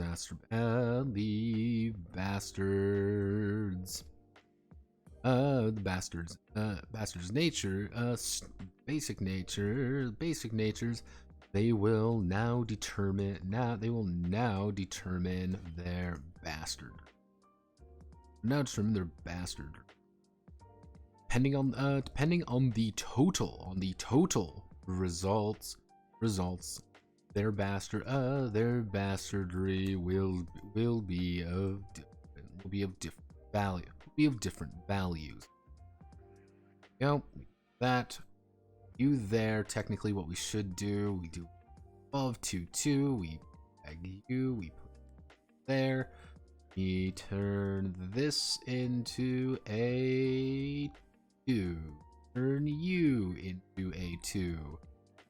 We select everything here, we eat the table, you up there, determining, we do that, so this.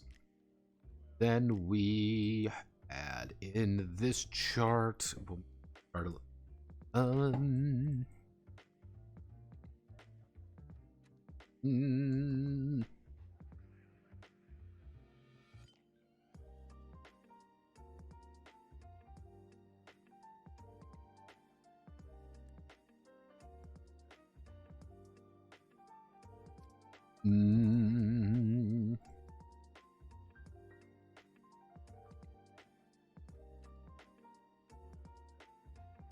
So, effectively what this means is, at most, if you draw 4 aces, the absolute highest you can have is a 20. But I'm going to aim for if you draw all royals or you draw, pretty much all aces. So it's about 20 to 16.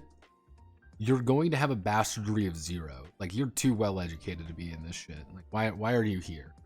Then I was going to do 15 to 10. Going to have 1. 9 to 5. 9 to 5 was going to have 2. On the other hand, 4 or less was going to have 3 bastards. But mind you, that is really, really low. So it's like, that's if you roll like 3 1s and a 2, like you'll have 3 bastardry.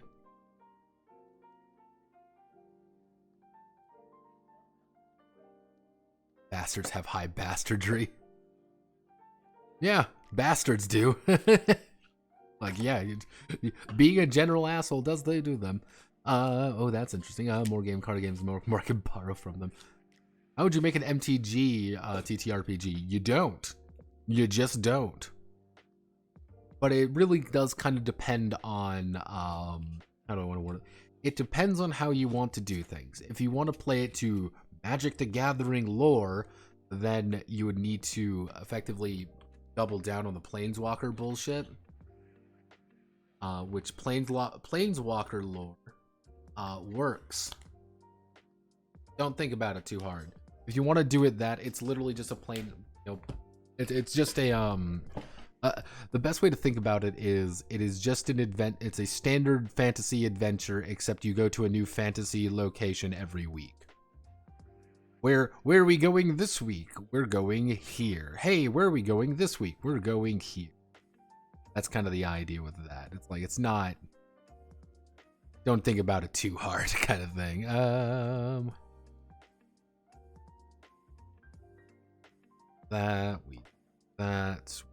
This, we, there.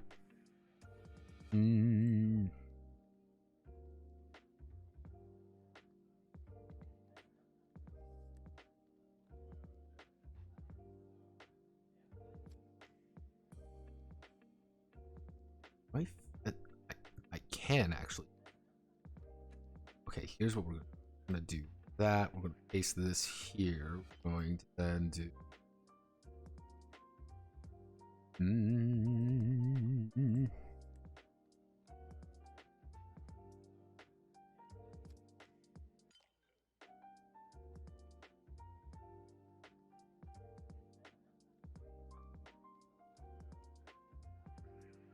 saying bastard a lot, but that, like, I mean, like, it's the name of the fucking game. No.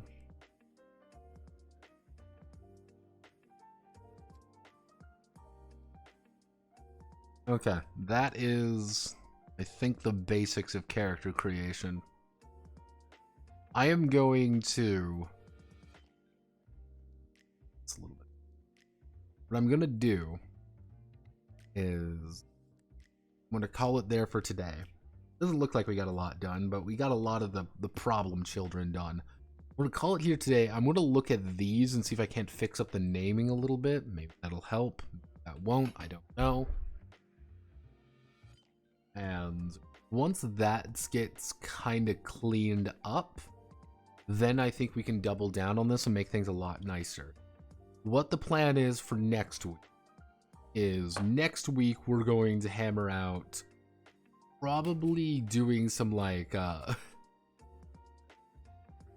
most likely, actually, if I'm really thinking about it, I can do some...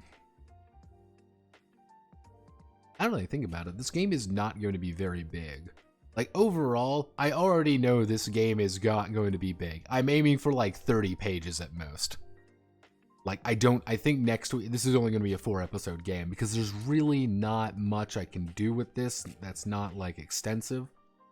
I'm aiming for about 30 pages, 30, 40 pages at best. I want to keep things pretty tight in that regard. I think what we can probably do next week, we need to do a combat section.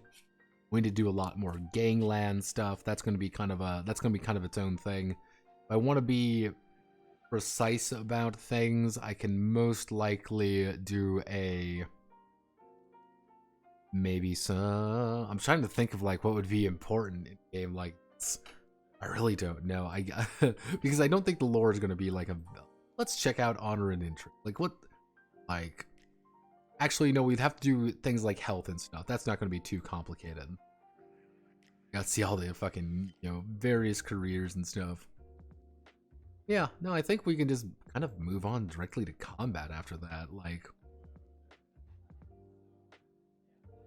It's not really a complicated game, nor is it kind of a weird one.